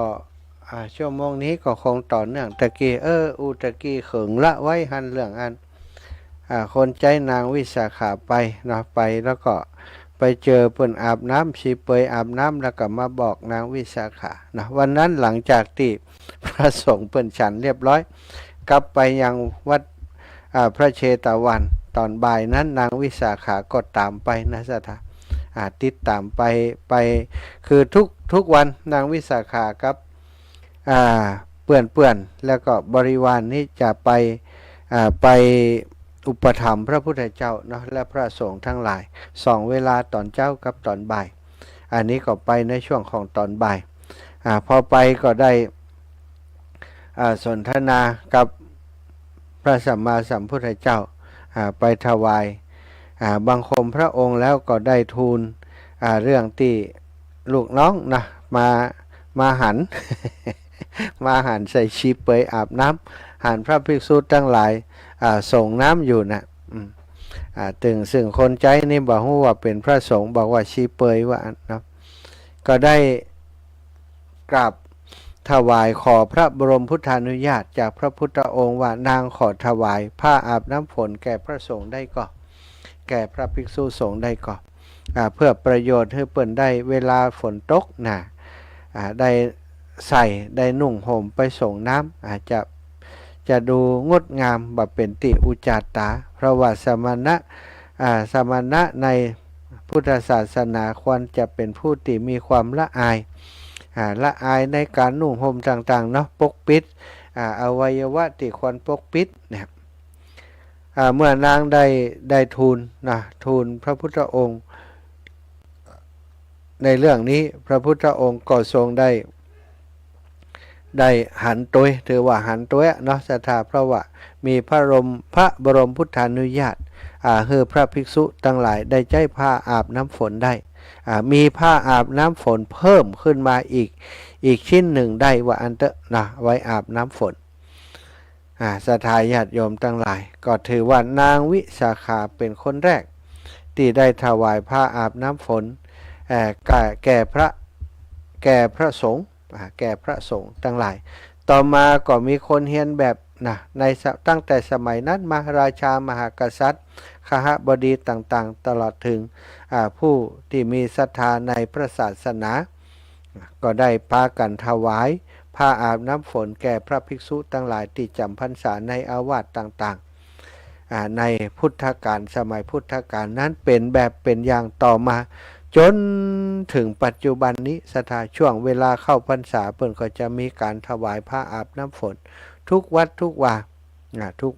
ามีการถวายผ้าอาบน้ำฝนซึ่งที่มจร.ของเฮาปีนี้วิทยาลัยสงฆ์นครลำปางนอกจากจะมีการรอเตียนพรรษาแล้วก็จะมีการตานเตียนพรรษาโดยสถาเก้าวัดเก้าวาที่จะเอาตานในพื้นที่ของจังหวัดลำปาง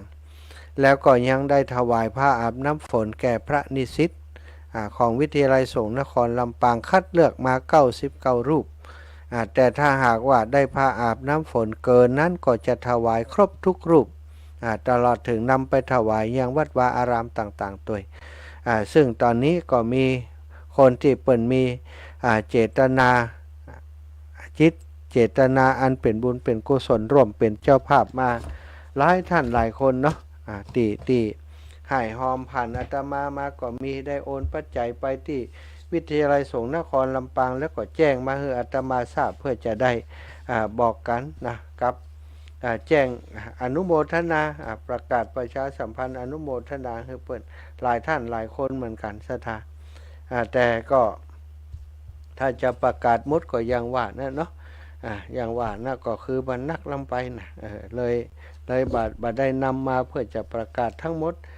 บางของเปิ่นโทรมาก็จะอู้ในรายการท่านนะเอาไผ่โทรมาคนนี้เปิ่นห้อมต่อได้อย่างอีกก็จะ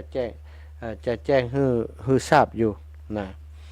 อันนี้จากเวียงป่าเป้าเนี่ยสถาญาติโยมเปิ่นให้หอมมาร่วมบุญ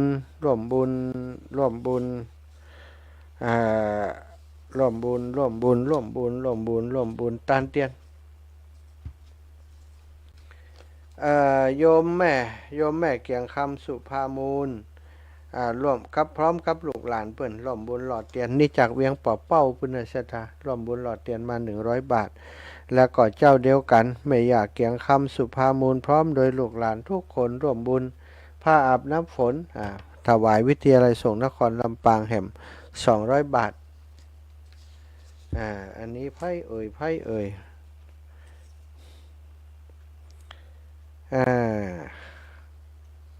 บ้านโป่งบ้านอันนี้ซื้อที่ดินอันนี้ซื้อที่ดินซื้อดอกไม้อันที่ถวายอุทิศมีติในรายการนี้เจริญพร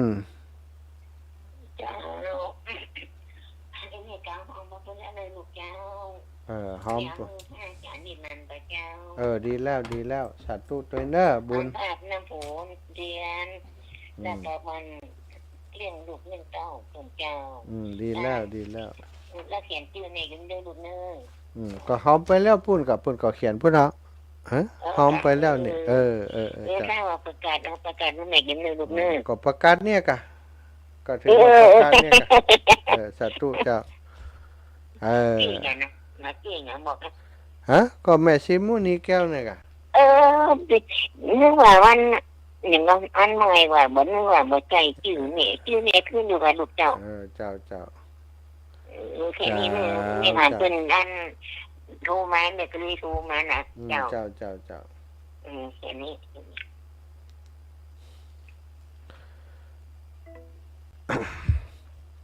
ก็มีหลายท่านหลายคนเนอะสถาที่หอมผ่านมาแล้วเนาะสถาญาติโยมพี่น้องทั้งเชียงใหม่ลำพูนจะฝากให้ฝากหอมมาก็ได้เนอะมีหลายท่านหลายคนนะเปิดมาจากทางเชียงใหม่นี่เปิดฝากให้หอมมาแม่เพนนะแม่เพนนะลำพูนเนาะเปิดโอนไปที่วิทยาลัยสงฆ์นครลำปางแล้วเจริญพรแม่พองนวลปกแก้วเจ้าอาบน้ำฝน1 ผืนจะเอาไปปุ่นเอาเนาะเอาหัดฝากที่แม่ฮะเด้อวันที่14เอาไปให้พุ่นจ้าแม่ฟองนวลปกแก้วเจ้าสาธุเด้อจ้าแม่ฟองนวลปกแก้วผ้าอาบน้ำฝน1 ผืน199เอาไปให้ปุ่นเลยเนาะถ้าโอนไปก็โอนไปที่ของวิทยาลัยสงฆ์นครลำปางเลยอันนี้ก็ประกาศเจ้าอีก่อนเนาะเดี๋ยวก็จะได้อูต่อเรื่องของนางวิสาขามหาอุบาสิกาเป็นที่ไปที่มาของเรื่องของผ้าอาบน้ำฝนได้ถวายผ้าอาบน้ำฝนแก่พระสงฆ์องค์สังฆเจ้าก็ถือว่ามีบุญมีกุศลมีอานิสงส์มากเนอะสัตว์เจริญพรแม่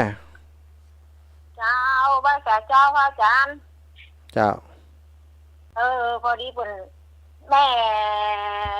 จูบินบอกว่าแม่จูบินมันจูดสูงชิปเป็นรวมน้ำมนต์เตียน100แล้วก็รวมน้ำมนต์ผ้าอาบน้ำฝน100เด้อเจ้าน้ำพริกน้ำผักเดี๋ยวไปให้เจ้าสาธุสาธุไม่เอาไปเจ้าปุ่นนอกจะตังนอกจ้าแม่เอาไปปุ่นเลยเอาไปหอมปุ่นเลยเจ้าสาธุเจ้าสถามันเป็นกันแล้วเนอะปิดโทรศัพท์นี้ก่อน ต้องปิดแล้วนะเรื่องนางวิสาขาให้จบก่อนความจริงมีหลายเรื่องสำหรับนางวิสาขาที่วันนี้เอามาที่จะมาให้สถาญาติโยมฟังก็คือเรื่องของที่เป็นที่ไปที่มาของการต้านผ้าอาบน้ำฝนนะหลายสิ่งหลายอย่างที่เกิดขึ้นในสมัยพุทธกาลที่เกิดขึ้นในสมัยพุทธกาลได้มีการสืบทอดสืบต่อทำตามนะมาจนถึงปัจจุบันนี้มีตั้งอย่างเช่นเรื่องของการทำเตียนถวายเนาะทำเตียนถวายนี้ก็คิดว่าคือจริงๆแล้วบ่ได้ระบุว่าใครเป็นคนทำในยุคนั้นสมัยนั้นแต่มันมีความจำเป็นที่จะต้องมีแสงสว่างให้กับพระสงฆ์องค์สังฆเจ้าเวลาเปิ่นจำพรรษาอยู่ในอาวาสอยู่ในอาราม กลางค่ำกลางคืนเวลาเตียวไปเตียวมาเนี่ยในสำนักของพระพุทธเจ้าก็จะมีการไปตามประทีปตามโคมไว้ก็เชื่อว่าในช่วงของการเข้าพรรษานั้นจะมีคนที่เปิ่นทำเอาหมู่เนี้ยเนาะเอาเตียนเอาเตียนเอาใต้เอาอย่างมูลนี้ที่เป็นวัตถุที่ทำให้เกิดมีไฟมีแสงสว่างเนี้ยมาทำถวายอาจจะบัจจัยเป็นการรอเตียนแบบสมัยนี้เนาะสมัยก่อนอาจจะเอามาฟันเอามาสีหรืออย่างก็แล้วแต่ว่าเอาไปถวายคือพระสงฆ์องค์สังฆเจ้าได้ใจในช่วงของฤดูกาลเข้าพรรษาเพราะเปิ้นบ่ได้ไปไหนหรอกเปิ้นอยู่จำพรรษาอยู่หั่นตลอด3 เดือนเวลาสวดมนต์ทำวัดเวลามีกิจกรรมในค่ำในตอนค่ำตอนกลางคืนพระพุทธเจ้าแสดงพระธรรมเทศนาก็ดีพระสงฆ์องค์สังฆเจ้าอื่นๆที่เปิดแสดงธรรมในบริเวณลานธรรมสถานที่แสดงธรรมเนาะศาลาก็ดีอะไรอย่างก็ดีนี่จะต้องมีแสงสว่างเพื่อได้หันหน้าหันนี่กันป้องกันสัตว์ร้ายต่างๆที่จะมาเบียดเบียนเปิ้นก็จะมีการหล่อเทียนทำเทียนถวายในช่วงของการออกพรรษาเปิ้นบ่ประจำอยู่กับที่สถานเปิ้นไปที่อื่นต่างๆแต่ว่าในช่วงของการเข้าพรรษาเนี่ยเปิ้นอยู่ประจำที่การที่จะถวายสิ่งเหล่านี้มันก็ทำได้ง่ายเนาะเปิ้นก็เอาไปถวายแล้วมันเกิดประโยชน์แก่สงฆ์แก่หมู่คณะของพระสงฆ์เปิ้นศรัทธาญาติโยมที่ถวายก็ได้บุญได้กุศลหลายมีการรอเตียนมีการตานเตียนอันนี้ก็เป็นประเพณีที่สืบทอดมาเมื่อนานเขาก็อนุรักษ์รักษาไว้ศรัทธามีหลายที่หลายแห่งเปิ้นว่าโอ้เตียนกับอันหลอดไฟนี่ถวายหลอดไฟดีกว่าเอาบัดเดี๋ยวนี้บางที่บางแห่ง หลอดไฟเต็มวัดศรัทธาเป็นหลอดไฟที่เปิ้นจันมีอายุการหมดอายุการใช้งานแล้วก็มีนะบางที่บางแห่งเนาะร้านสังฆพันธ์บางที่บางแห่งนี่ไปฮับเอาของที่มันหมดอายุคนที่มีของหมดอายุแทนที่จะเอาไปทิ้งทำลายเปิ้นก็เอามาขายมาย้อมแมวขายในราคาติ่มแปลงบ่สูงเท่าไรหมู่บางคนก็หู้เท่าบ่ถึงการหลอดไฟนี่ดีเนี่ยได้เป็นกล้องนี่ราคาก่อมแปลงเอาไปถวายวัดแต่ปรากฏว่าใจบ่ได้ก็มีศรัทธาญาติโยมบางทีก็เป็นของรุ่นเก่าแต่บัดเดี๋ยวนี้ก็มีรุ่นใหม่ไปถวายเยอะแล้วเนาะไปถวายที่วัดเอาไปเอามาเนาะศรัทธาถามว่ามีประโยชน์ก็เอาหลอดไฟไปถวายวัดก็มีประโยชน์ศรัทธาแต่ว่ามันบางเตื้อบางทีก็นักเกินไป น่าเกินไปจนพระสงฆ์องค์สังฆเจ้าบอกว่าจะเก็บไว้ที่ไหนก็มีบางวัดเนาะแล้วก็เทียนก็เช่นเดียวกันบางวัดเปิ้นบัดจุดบัดตามศรัทธาเปิ้นบ่ได้เอาไปจุดไปตามก็เลยกลายเป็นว่าศรัทธาญาติโยมก็เลยมาคิดว่าเอาไปถวายดีกว่าก็ถวายเปิ้นก็ตามอีกอันนี้ก็เป็นสิ่งที่น่าคิดเหมือนกันนะศรัทธาพระสงฆ์องค์สังฆเจ้าอยู่ในวัดในวาฉลองศรัทธาญาติโยมบางเตื้อเปิ้นก็ว่าตามเตียนนี่มันเป็นมันทำให้โบสถ์ให้วิหารศาสนสถานต่างๆเลอะเทอะเปื้อนไปว่าอันนี้ก็แล้วแต่นาจิตตังนะศรัทธาแต่ก็ควรจะใจฉลองศรัทธาของญาติโยมทั้งหลายที่เปิ้นเอาไปถวายเนาะใจคือเกิดประโยชน์หลายวัดเปิ้นก็จุดก็ตามนะจุดก็ตามส่วนที่เหลือเปิ้นก็เอาไปถวายวัดที่บ่มีวัดอยู่ห่างไกลบางทีคนไปบ่ถึงเปิ้นก็เอาไปถวายคือวัดที่อยู่ห่างไกลนะถวายแหมต่อคือเปิ้นได้ใจประโยชน์อย่างอีก็ถือว่ารักษาประโยชน์ที่เกิดขึ้นเนาะในบุญในกุศลของอนุโมทนาแต่บางที่บางแห่งนี้บางวัดบางวาเก็บเอาไปเก็บเอาไว้มันได้ใจประโยชน์อย่างก่อนนับว่าเป็นที่น่าเสียดายเนาะถ้าเอาไปบริจาคต่อหรือว่าเอาไปใช้ประโยชน์จริงๆก็จะเป็นประโยชน์ศรัทธาก็จะได้บุญเต็มที่นะเอาไปถวายได้บุญก็ได้บุญแล้วศรัทธาแต่คำว่าได้บุญเต็มที่นี่ก็คือถ้าเปิดเอาไปใจสอยก็จะเกิดบุญมากมายมหาศาลเกิดขึ้นแฮมนะเอาไปถวายอย่างใดก็จะได้บุญอยู่แล้วโดยเฉพาะการร่วมด้วยช่วยกันในการรอในการทำเนี่ยศรัทธาวัตถุประสงค์ในการรอเตียนเนี่ยจริงๆแล้วก็คือเปิ่นต้องการให้มีความสมัครสมานสามัคคีกันร่วมไม้ร่วมมือกันในการทำงานแล้วก็ให้ผลงานออกมาเป็นชิ้นงานที่ เป็นหนึ่งเดียวเพราะรว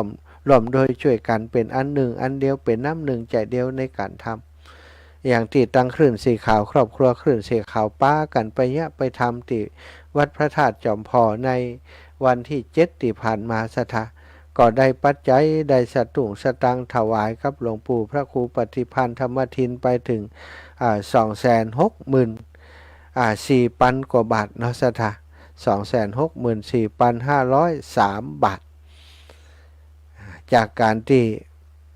ศรัทธาญาติโยมทั้งหลายไปร่วมบุญแล้วก็ไปปักต้นพระป่านู่นนั่นนี่เนาะก็เป็นปัจจัยที่ได้สมทบรวมกันเฮาได้เตียนแหม9 เล่มที่จะไปทอดถวายได้ปัจจัยที่จะเป็นยอดตาลไปตาลเตียนตัวนี่ก็ได้ร่วมโดยช่วยกันก็ขอบคุณนะกับศรัทธาทุกท่านทุกคนที่เป็นสายบุญปากันไปทำบุญในวันนั้นพี่น้องลำปางก็ไปกันเกือบ10 รถตู้ศรัทธา10 กว่ารถตู้รถส่วนตัวแหมหลายคนหลายท่านที่เอารถส่วนตัวไปตอนนี้ก็ลำปางเนาะทางวิทยาลัยสงฆ์นครลำปางก็จะทำกิจกรรมนี้ซึ่งเปิ้นก็ทำทุกปีทุกปีที่ผ่านมาเปิ้นจะมีเวลาประชาสัมพันธ์ก่อนที่จะมาร่วมกิจกรรมกับคลื่นสีขาวนี่ทางวิทยาลัยสงฆ์นครลำปางสถานีวิทยุของเฮานี้จะออกสปอตเป็นประมาณ1 เดือนเดือนกว่าด้วยซ้ำไปเนาะเกี่ยวกับการหล่อเตียนแต่พอเฮามาร่วมคลื่นร่วมงานกันนี้ก็จะมีการแบ่งกันนั่นแบ่งกันประชาสัมพันธ์กับทางคลื่นสีขาวโดยช่วงใดมีงานคลื่นสีขาวก่อนทางเพศก็จะเปิดโอกาสให้คลื่นสีขาวเปิ้นได้ประชาสัมพันธ์ไปก่อนอย่างเรื่องงานหล่อเทียนนี่เหมือนกันทางคลื่นสีขาวเปิ้นรอวันที่14ของเฮารอวันที่7เนาะของเฮาก็ต้องลงสปอร์ตหลังวันที่7มาในศรัทธาญาติโยมก็คือแบ่ง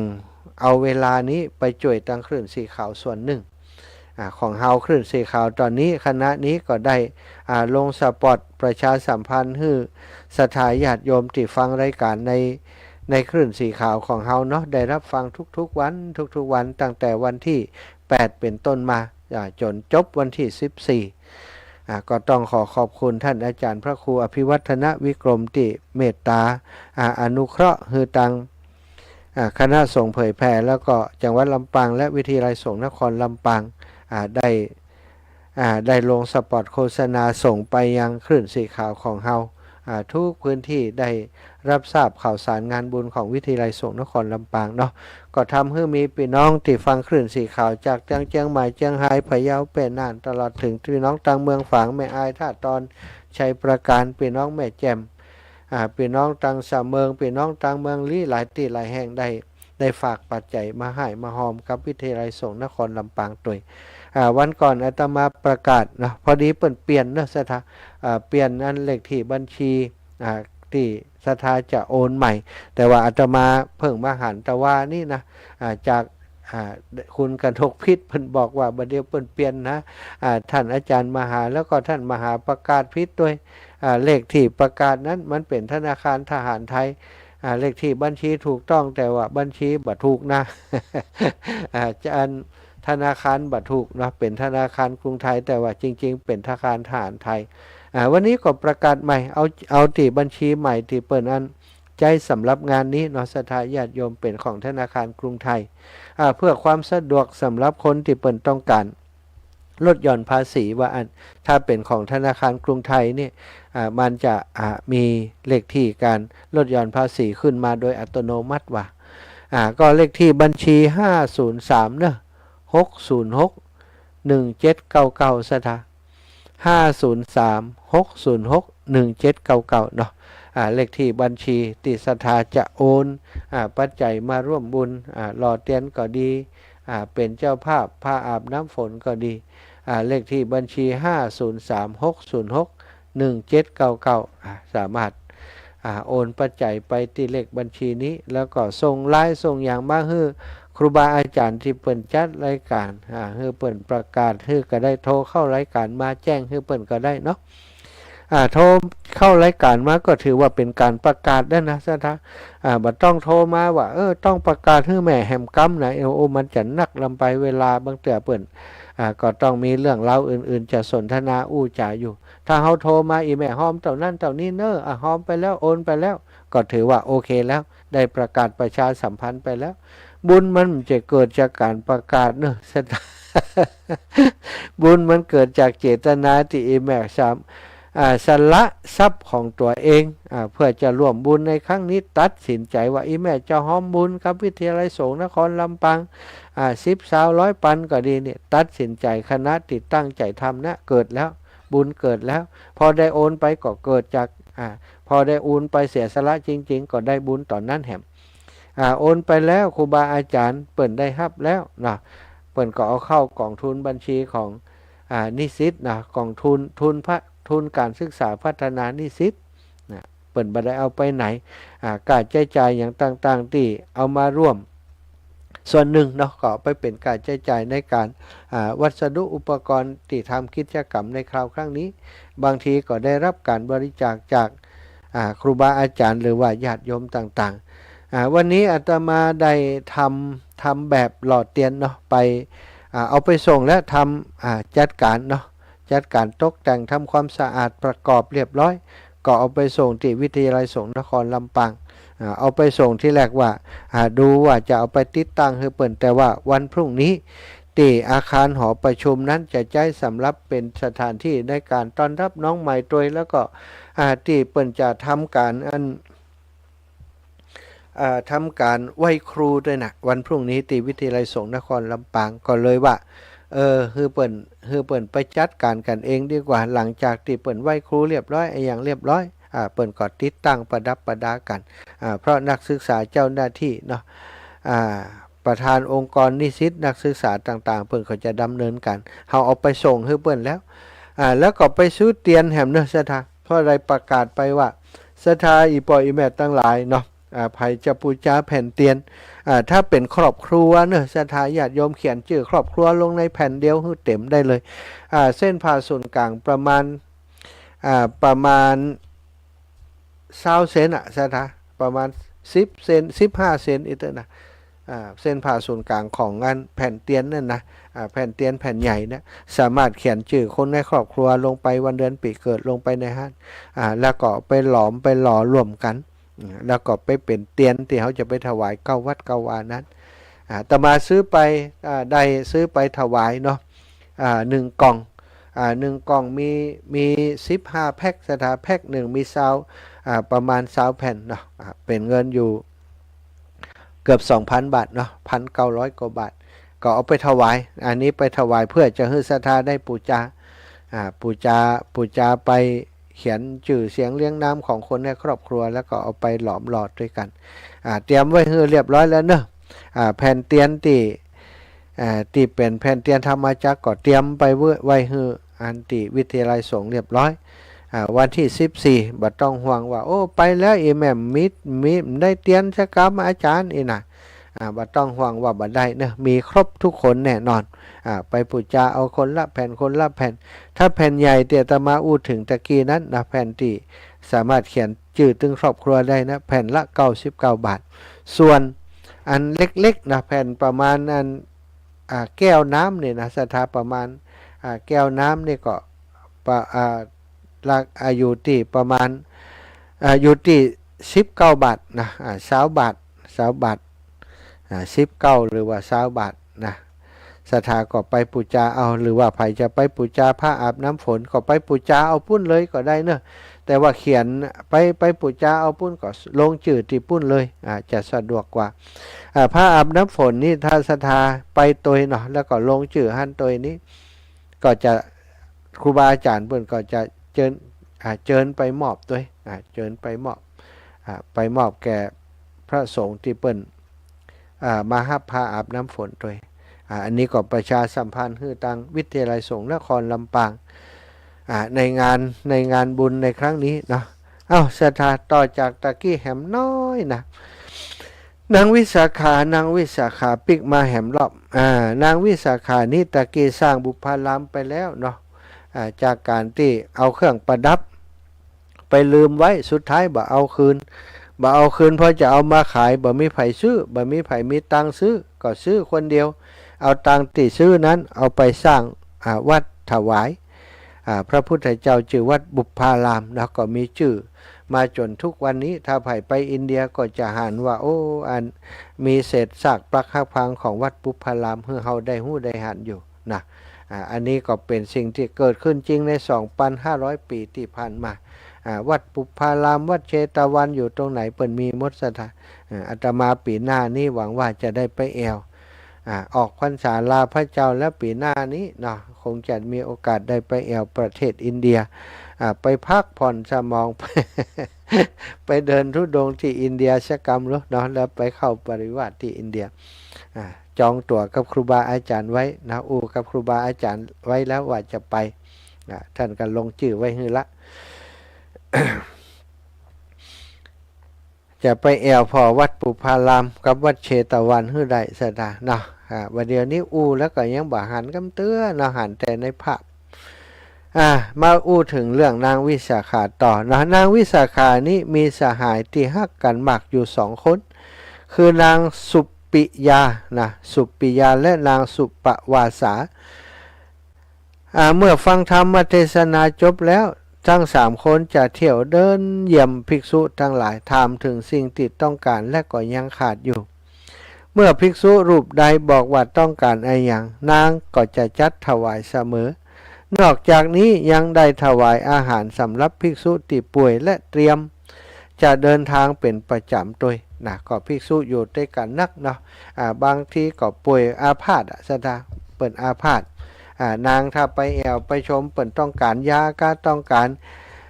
อาหารอย่างต่างๆสำหรับภิกษุที่ป่วยนางทั้ง3เนี่ยนะนางวิสาขานาง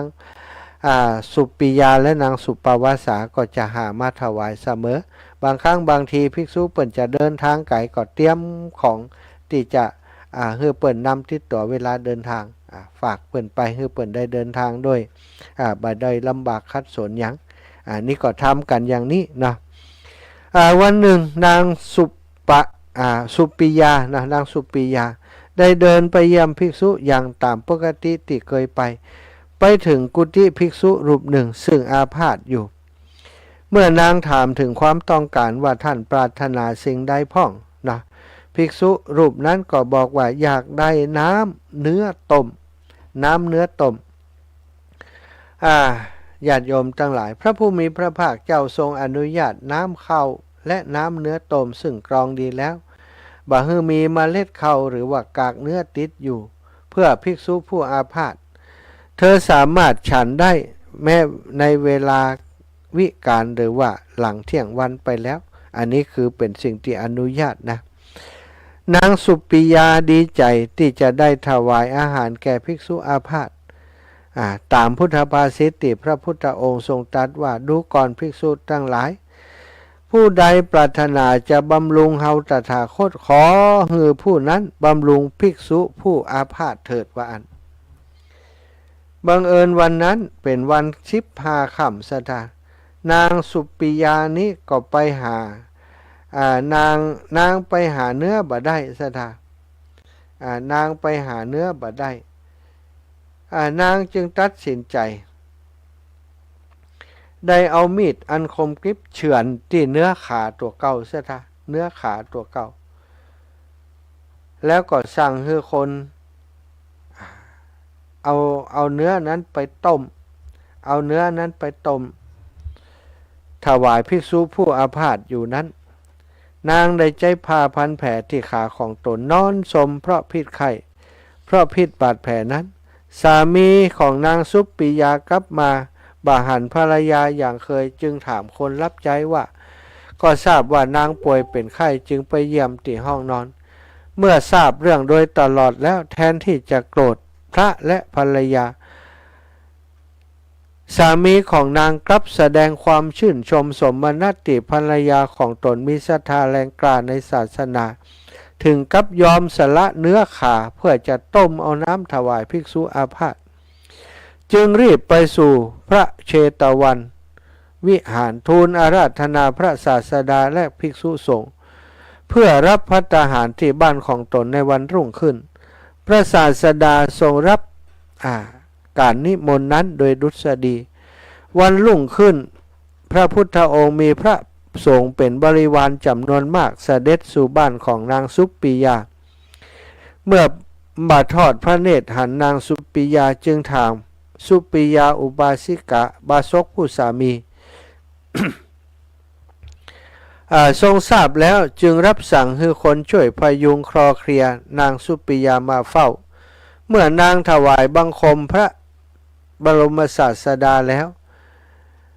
พระองค์ก็ตรัสว่าจงมีความสุขเถิดอุบาสิกาเท่านั้นเองสถาแผลใหญ่ที่ขาของนางก็หายสนิทและมีผิวพองยิ่งกว่าเดิมเสียอีกเรื่องนี้เป็นเพราะพุทธานุภาพโดยแท้พุทธานุภาพนั้นเป็นสิ่งที่มีอยู่จริงและเป็นไปได้จริงสถาญาติโยมพระจอมมุนีศาสดาของเฮาเป็นผู้มีบารมีอันทรงกระทำมาแล้วอย่างมากล้นเคย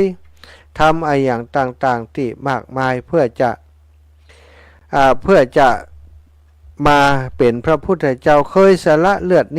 นื้ออวัยวะมามากหลายตลอดทั้งบุตรภริยาเพื่อเป็นทานแก่ผู้ต้องการและกล่าวใหญ่ถึงการสละสมบัติภายนอก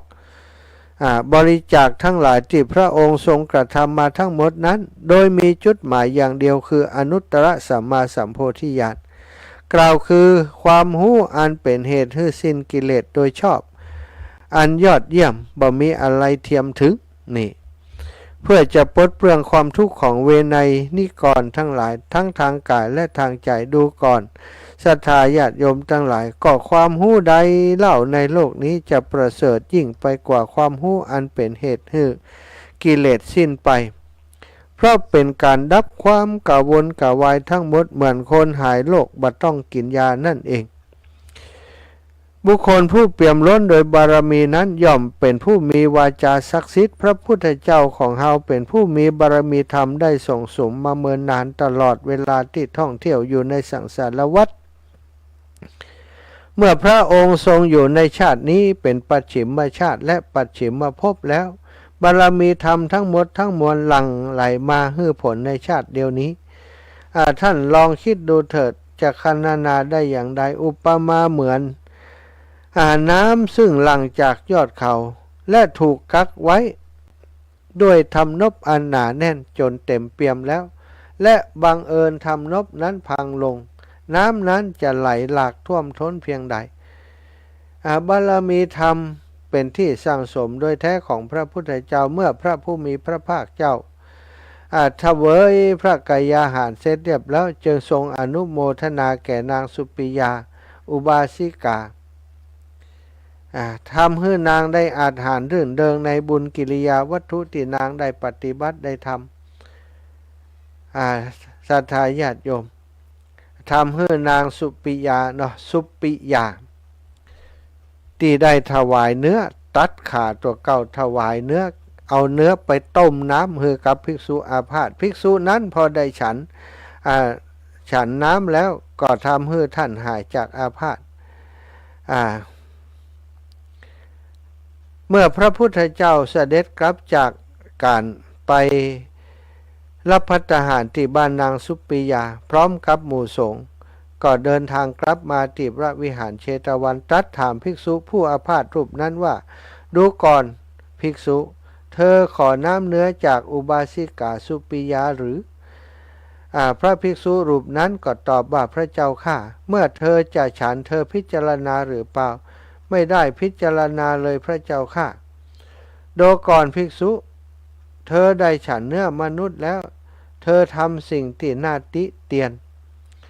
ตรัสดังนี้แล้วทรงตำหนิภิกษุนั้นอีกเป็นอเนกปริยายแล้วทรงบัญญัติสิกขาบทว่าภิกษุใดฉันเนื้อโดยมิได้พิจารณาภิกษุนั้นเป็นอาบัติทุกกฎถ้าเนื้อนั้นเป็นเนื้อมนุษย์เธอต้องอาบัติทุลใจดังนี้สถาห้ามอันนี้ก็นางโดยความที่หาเนื้อบ่พบเนาะ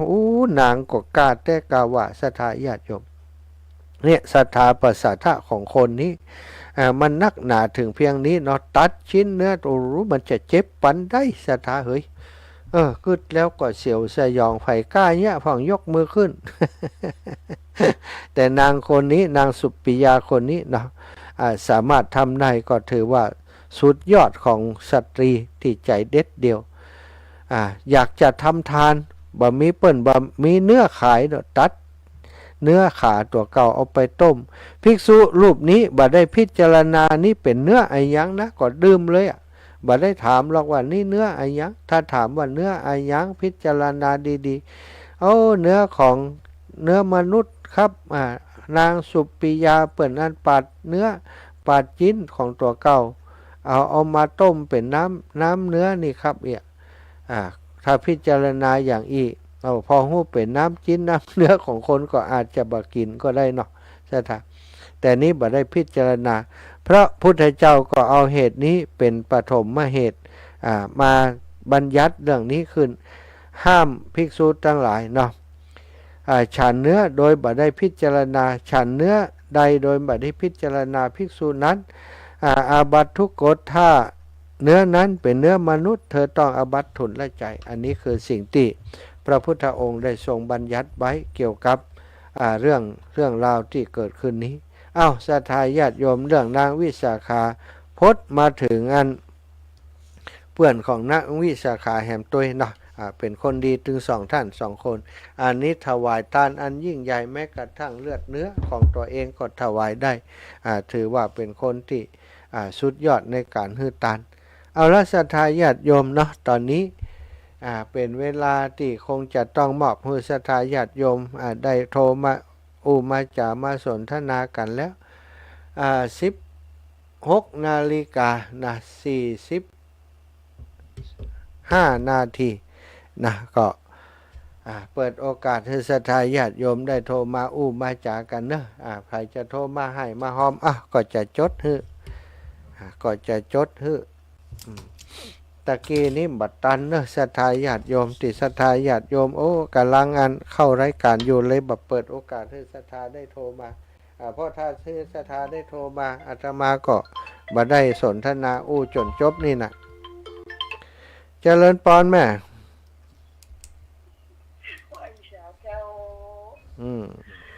อันที่หางแม่อัน200แล้วหอมผ้าเด้อแล้วก็หางแม่เพียนนั่นหอมผ้ากับอันหอมเตียนแล้วก็อีกน้องลูกสาวโทรไปแล้วเนอะโอนไปแล้วเนอะแม่ยังก็ที่ว่ากี้นี่แม่ยังก็แม่เพียนสอนลาดแม่เพียนสอนลาดสอนลาดทุ่งหลวงเอาแฟนมึงเอาไปดีกว่าพร้อมครอบครัวก็ได้ละพร้อมครอบครัวก็อยู่ในนั้นนะแม่เอาเป็นเอาผ้า200แหละแล้วก็เตียนแต่ให้ก็เอาผ้า100แล้วก็เอาเตียน100แม่เพียนนะผ้า100เตียน100แมวกาฟ้าวันนี้โอเคเรียบร้อยอนุมัติสาธุเนอแม่โอนไปที่มจรแล้วเนาะโอนเรียบร้อยมาที่มจรนะโอเคโอนไปตะกี้สาธุเจ้าสาธุเหมือนกันแม่เพียรสอนลาดนะตะกี้แม่ซิมูนี่แก้วฝากอาจารย์นิรันดร์เพิ่นก็ประกาศพุ่นนะอาจารย์นิรันดร์ก็เข้ารายการช่วงค่ำช่วงเย็นเพิ่นก็ประกาศชื่อเสียงเรียงนามของศรัทธาญาติโยมตลอดท่านอาจารย์นิรันดร์นะก็ไปญาติโยมเปิ่นบริจาคเข้าของก็ดีเปิ่นดูแลลูกพระลูกเน้นนักเนาะเปิ่นก็ออกรายการไปได้รับการสนับสนุนจากศรัทธาญาติโยมแฟนรายการเป็นอย่างดีเปิ่นปั่นป้อนม่วนนะอาจารย์นี่ว่าปั่นป้อนเต็มใจปะโทอีหรอสาธุเนอะ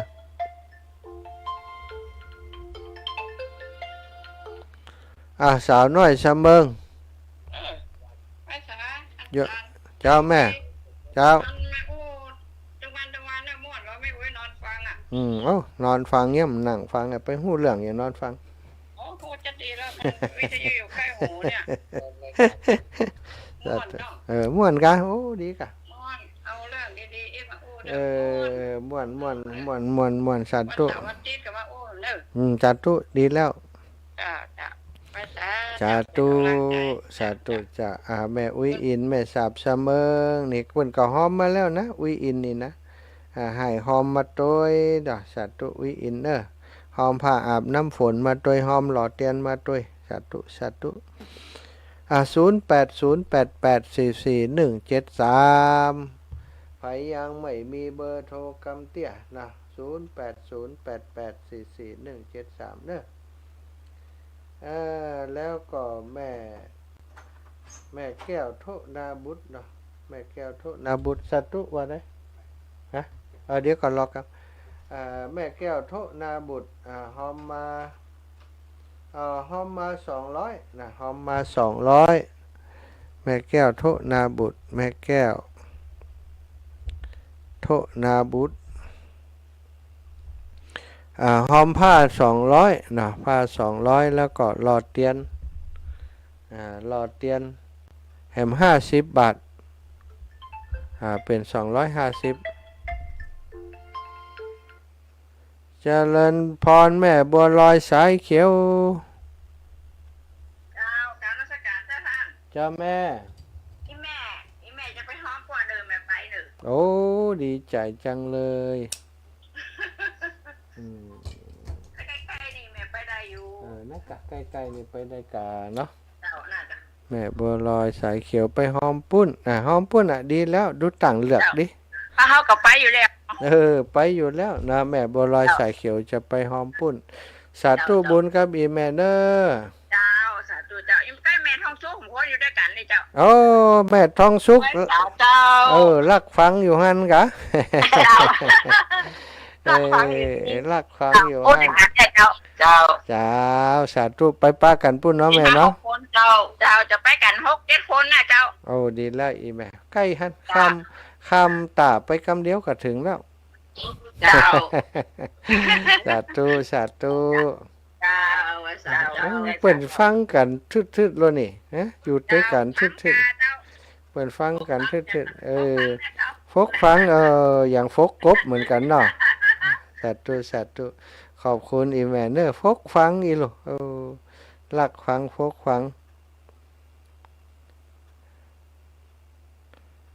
สาธุสาธุ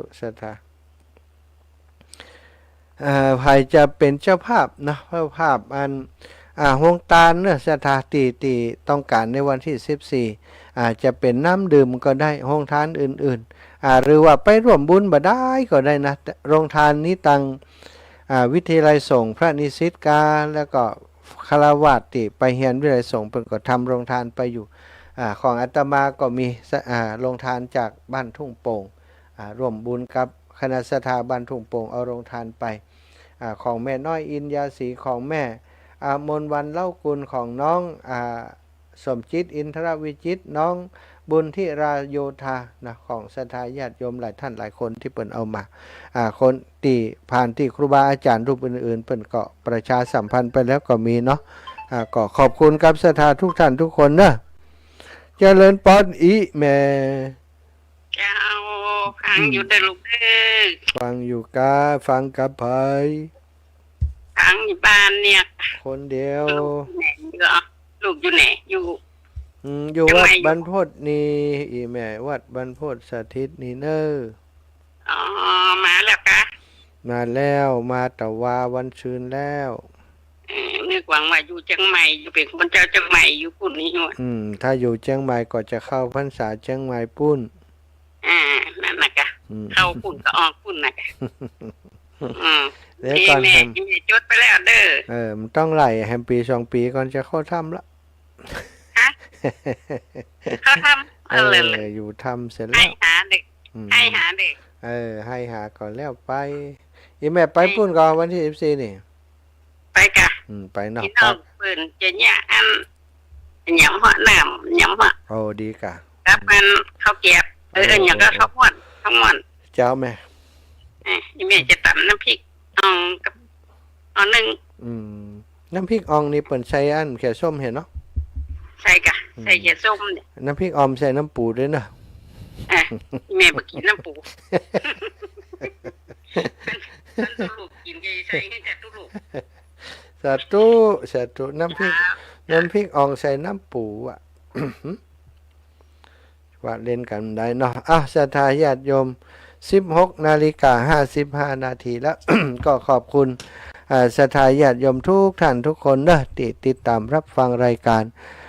เสียงธรรมยามบ่ายจากวัดบรรพตสถิตอัตมาภาพพระมหาสมชาติชาตะปัญโยรับผิดชอบดำเนินรายการก็ขอบคุณทุกท่านทุกคนที่ติดตามรับฟังรายการเนออยู่ดีมีสุขอายุมันขวัญยืนมั่งมูลตุนเต้าจัตตารโอธรรมาวทันติอายุวันโนสุขังพระลัง ขอเชิญร่วมทำบุญหล่อ